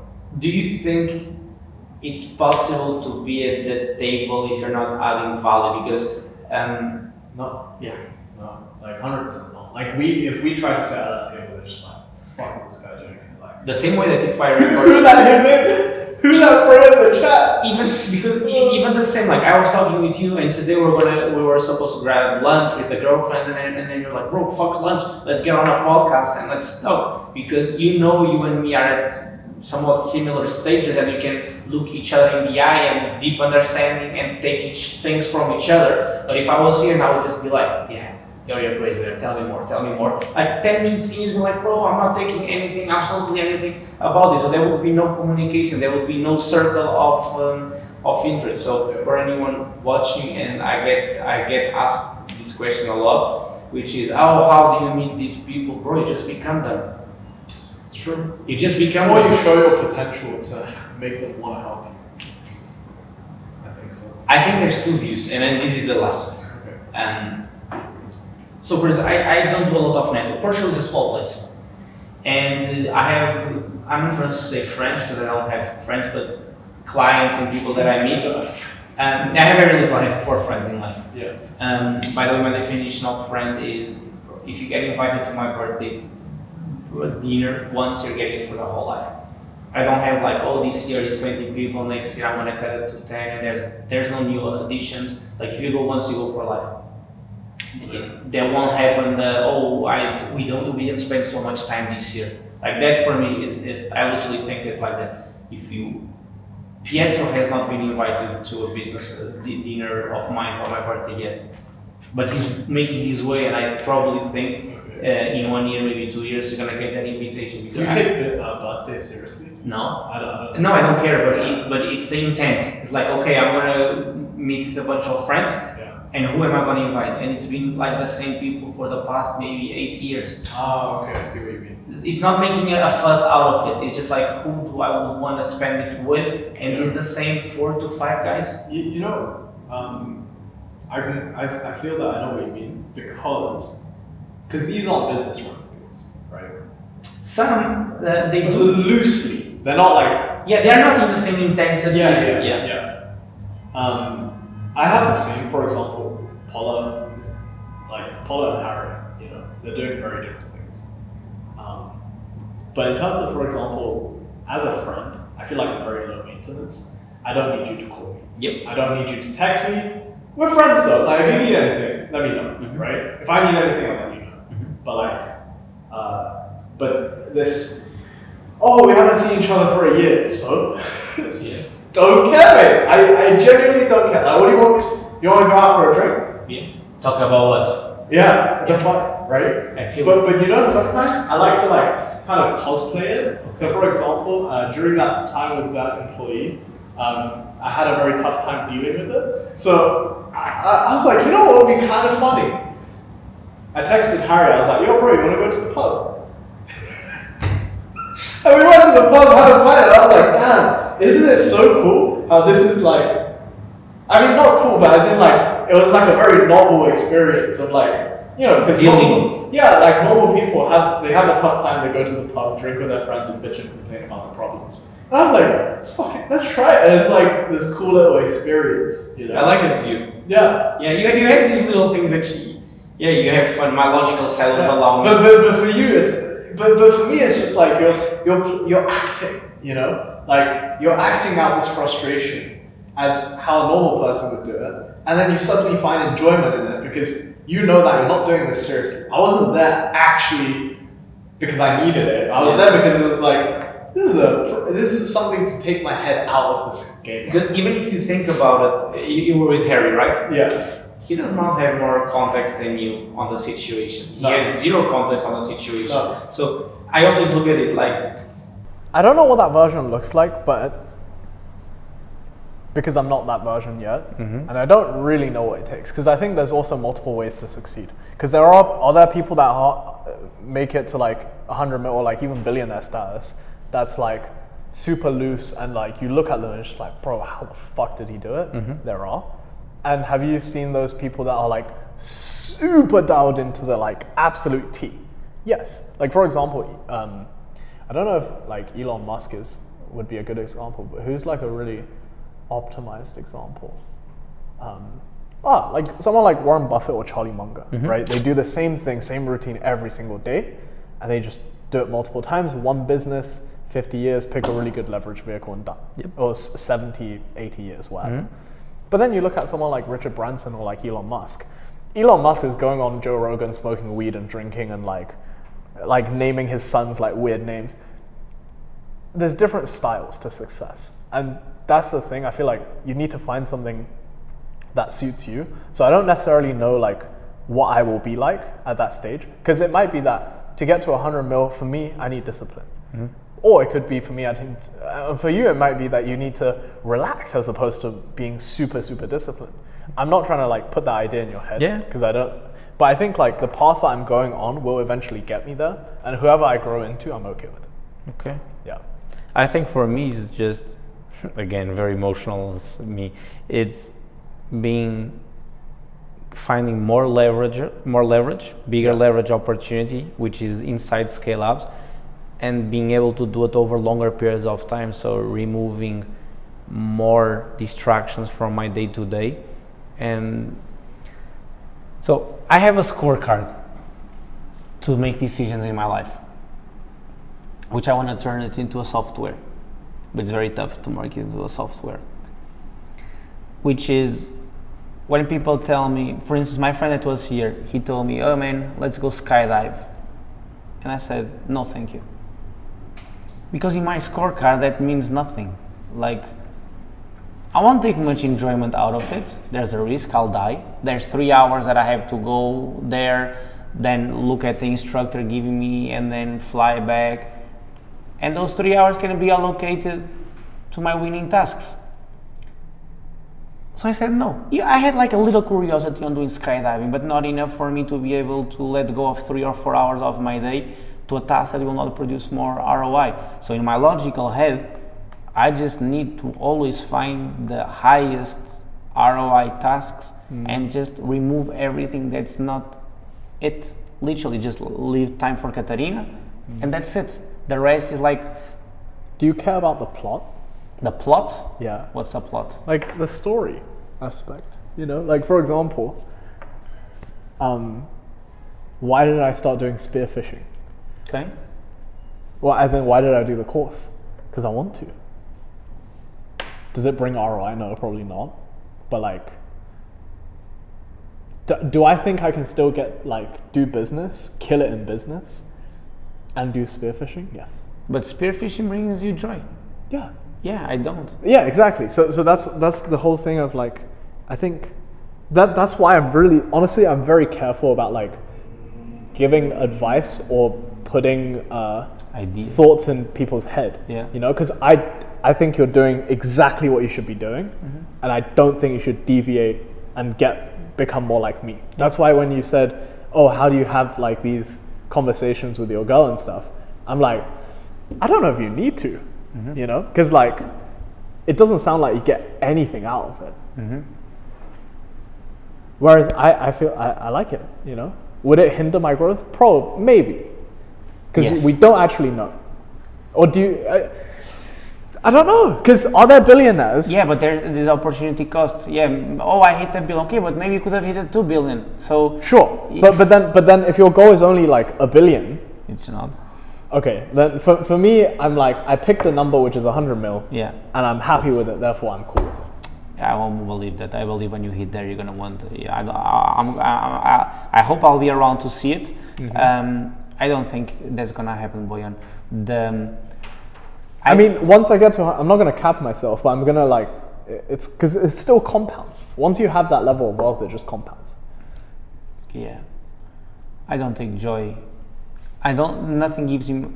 You have my girlfriend, and I have my business, and nothing gives me more joy. Like legit nothing. If I spend 14 hours working and I stop for 2 hours with my girlfriend, I get to the end of the day and I feel fulfilled. I feel this was a great day. If I spend my whole day watching Netflix and eating French fry, I feel disgusted at myself. And I'm not like making a fuss out of it. This is the truth. And I talked to Katrina about this. I said the days that I feel the happiest is when the days that I gave my absolute best. And the days that I don't do the best version of myself, I feel ashamed of myself. I think the word ashamed is like I get to the end of the day and I feel bad about myself. I said, what the fuck was this day, man? How old are you, by the way? 28. I think probably there's an age thing as well, because I speak to like my friends who are let's say like 21 killing it in business. Mm-hmm. They're different than the older people I speak to. Yeah, but for instance, the guy that's making more than 100 mil, he's 30 and he just looks at me like I'm weird. Really? Yeah. What do you mean? In a sense, like, so when I tell him how I view life, how all of this, and he's, yeah, man, but let's not talk about it. Let's talk about paddle. Let's go for paddle. Let's talk. Let's bring our girlfriends. Let's just chit chat about life. That's it. I'm more like that as well. Yeah. So I don't think you can take it to an age thing. I think it's just me as a human in the stage of life that I'm at.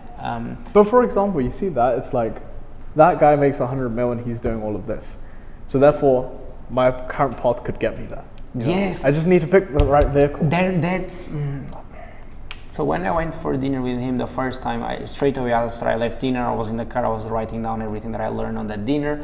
I actually wrote down a whole bunch of things and I sent it to Pietro with a lot of things. And then it just comes to the leverage vehicle, which is, he works, I don't want to go into much details because I also know he doesn't want to be, like he's very secret about his life, but he serves a market that has 200,000% more people than the market that I serve. So he went from 0 to plus 100 million in less than 5 years, and also has about a leverage. So I can be the most disciplined motherfucker on earth, but if I'm doing the wrong leverage activities, I will not get there. And that scares me. That scares me because I'm zero shiny object. Like I don't want shiny object. I cut everything. But then I'm like, is this the highest leverage opportunity that I can be leveraging right now? You know how I stayed in the agency space?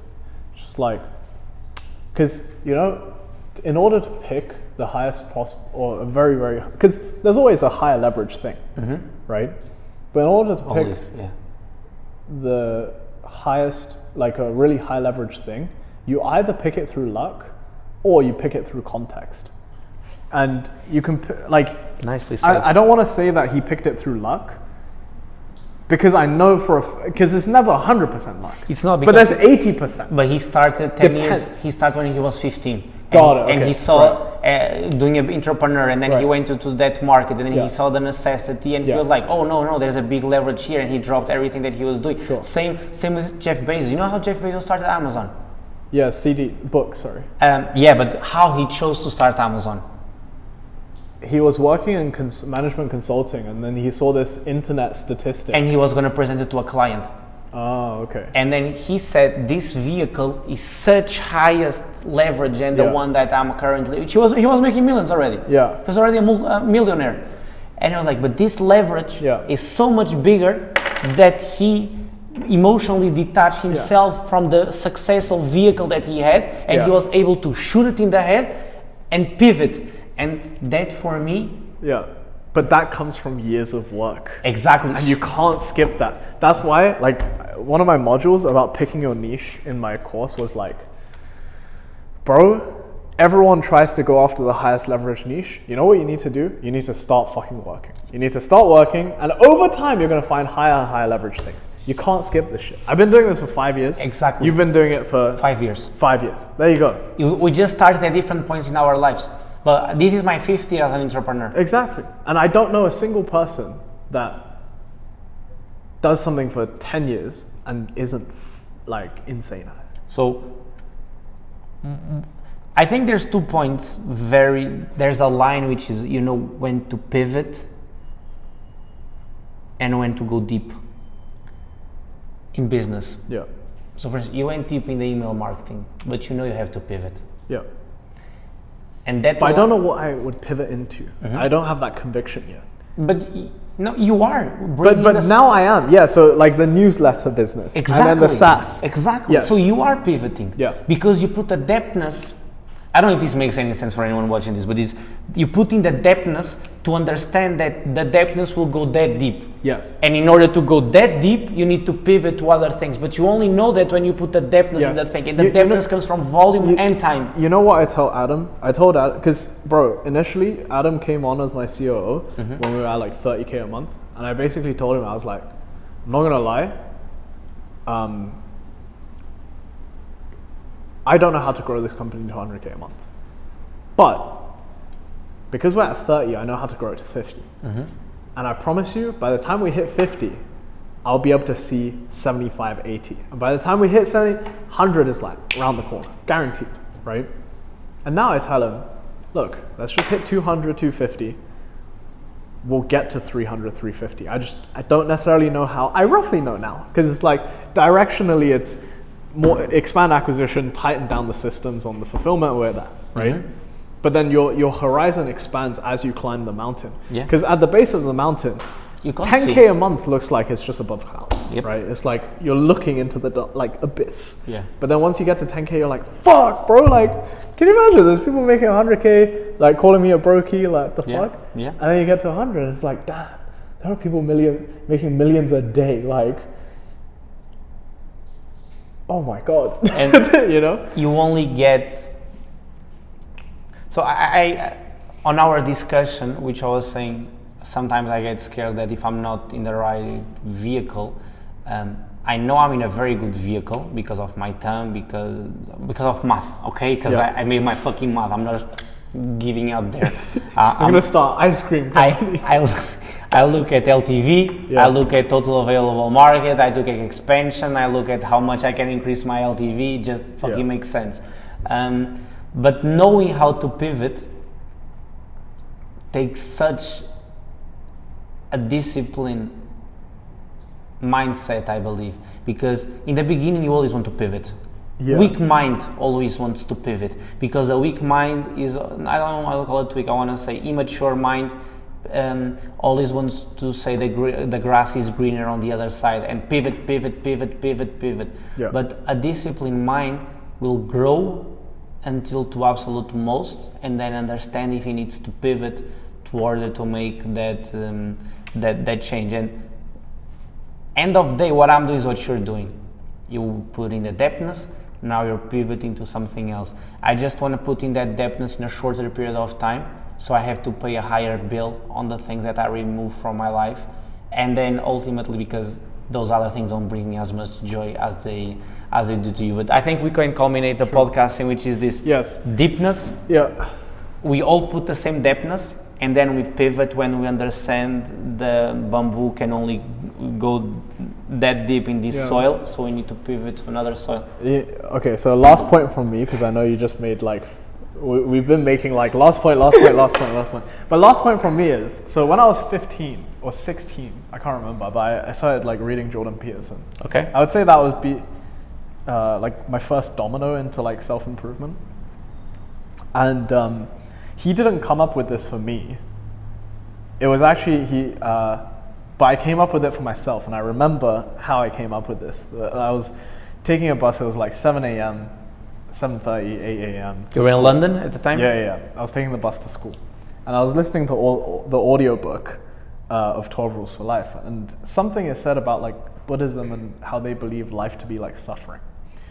And at 16, I came up with this. I was like, actually, if you model suffering as a debt, everyone is born with a certain amount of debt that they need to pay in suffering. Mm-hmm. People are born with different types of debt. My type of debt was labor, learning. Actually, a very positive type of debt. Because some people because I was born not into a very well-off family, so like I didn't have the opportunities. My debt is paid through creating my own opportunities and learning and working hard, etc. But like a rich kid's debt might be paid in emotional suffering, because my parents were always there for me. You know, like My mum always raised me. They were around, they cared about me, they cooked for me, they took care of me and then put in the reps in that sense to make me feel loved. Whereas a rich kid, when the mum and the dad has opportunities to fucking go to Monaco and all of this stuff, they might not put in that debt, so their debt is paid emotionally. And how they become the best version of themselves, they need to overcome trauma. They need to overcome this, that, the other. They also need to overcome the fact that whatever success they have in their life gets straight away attributed to their parents. How fucked up is that? Everyone to find success needs to work hard. That is an absolute given. But then how fucked up is when society sees that they succeed, they're like, well, of course their parents are like this, but not every, that's bullshit. Yeah. So anyways, going back to the whole debt analogy, right? Everyone is assigned X amount of debt. Some people are assigned more than others, some people are assigned less, but ultimately you have to pay this debt back. And the earlier you start and the quicker you pay, the less interest you have. So since 16, how did I suffer? I suffered through weight loss, right? Going gym, and I didn't know about money that much until I was 20. And then I learned about money, and I was like, I need to pay back this suffering quick, because I was broke, fucking hell, I've already accumulated so much debt in suffering. So I still think I'm paying that suffering debt now.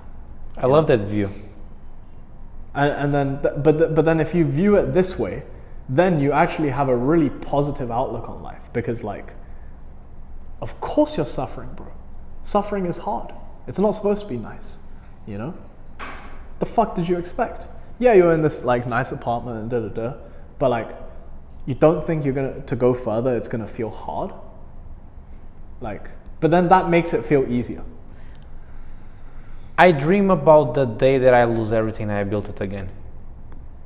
I have this not dream, but I would love to go homeless. I think that would be so fun. Okay. Yeah. What I want to do, and Pietro told me we can't. My CEO and about what you're saying, that really impacted me on the debt level. I haven't thought about it that way. I feel like I'm not suffering enough.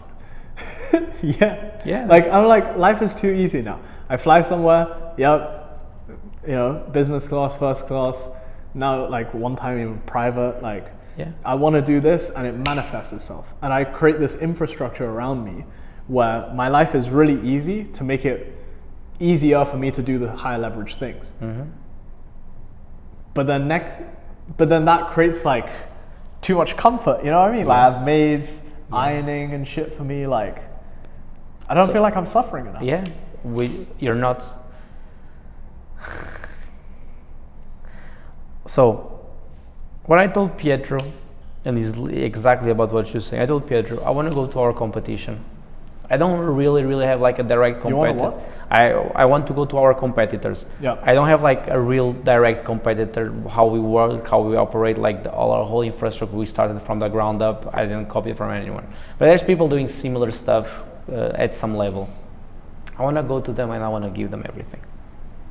All my SOPs, all my internal courses, all my thought process, all my internal podcasts for my team. I want to give them everything. And then I want to say, now let's go to war. Because to be the best version of myself, you have to beat your current version. Yes. And the way to beat your current version is to create a mirror image of you. Yes. Because if you give they will get to the same level. Yes. And they will still try to improve, and then it forces you. Yes. I think the logic of that makes a lot of sense. I think in practice it's kind of stupid. I don't think so. It depends how you're viewing it. If but as in it's, sorry, not stupid, impractical. I just don't think it's very practical. Bro, it's practical. I promise. Walk me through the logic. Walk you through the logic. Yeah. Apple and Microsoft. They both agree multiple times now that the only reason why they got so high was because they were fucking each other over constantly. So there was a war between. Really? Yeah, because there was a war between them who on the computer runs, and they always wanted to beat, and they were Pepsi, Coca-Cola, same type of stuff. They got better because their competition got better, and because their competition got better, they had to get better by obligation, and that eye to eye made them reach a level sooner than if they had no direct competition to that level. So I think So basically, because you don't see that competition in the market, you want to create that competition. Yes, because But then why not just create like another company to compete with yourself? then that would make no sense, because the same knowledge would be transmitted to my company that I'm also running. Like, I want a company that's not run by me. Makes sense. But then, for example, so the reason why I say it would be impractical is like, let's say my competitor comes in that is better than me, comes and give me their systems. Yeah, if you know exactly what he's doing, to the teeth, to the bone, first you apply it to your business if it works out well, and then you can outscrew him. Like, you just need to apply more pressure, more volume, and a little bit better, but you exactly know what his baseline is, so that gives you a huge edge on him. If he's doing better than you. I'm not saying if he's doing worse, but if he's doing better, but then he's gonna give you the blueprint to his success, and if he's doing better, you're gonna apply it. So, there's no one in the market that's better than you guys right now? So Portugal is completely out. Like, Portugal is like nothing. We did like 250, 300 first year. This year we'll do like 1.1, 1.2. We are at 800 something so far. Next year I want to build it to 2.5 and then so forth. But why next year can't be 5? Great fucking question. And I asked that to my COO, because I don't have the business knowledge to put in so much volume without screwing company culture. And I believe the amount of infrastructure I will have to grow in that shorter time period will unbalance the house because of company culture, onboarding, and quality of service delivery. So that's why. So I can run it to 2. I'm not final. I don't know if it's going to be 2M or 3M next year. So I'm putting it at 2.5. I haven't finished the predictions. I think it will jeopardize the next year if I push it to 5 mil. That's what I think will happen if I push fulfillment too hard. Yeah. So fair enough. And yeah, I like this view on sufferment. Yeah, I don't think I'm suffering enough. I don't think you're suffering enough. And I think if my goal, I'm not saying it's your goal, but if my goal is to be the best version of myself, I need to suffer more in these levels. So yeah, that's it. Cool.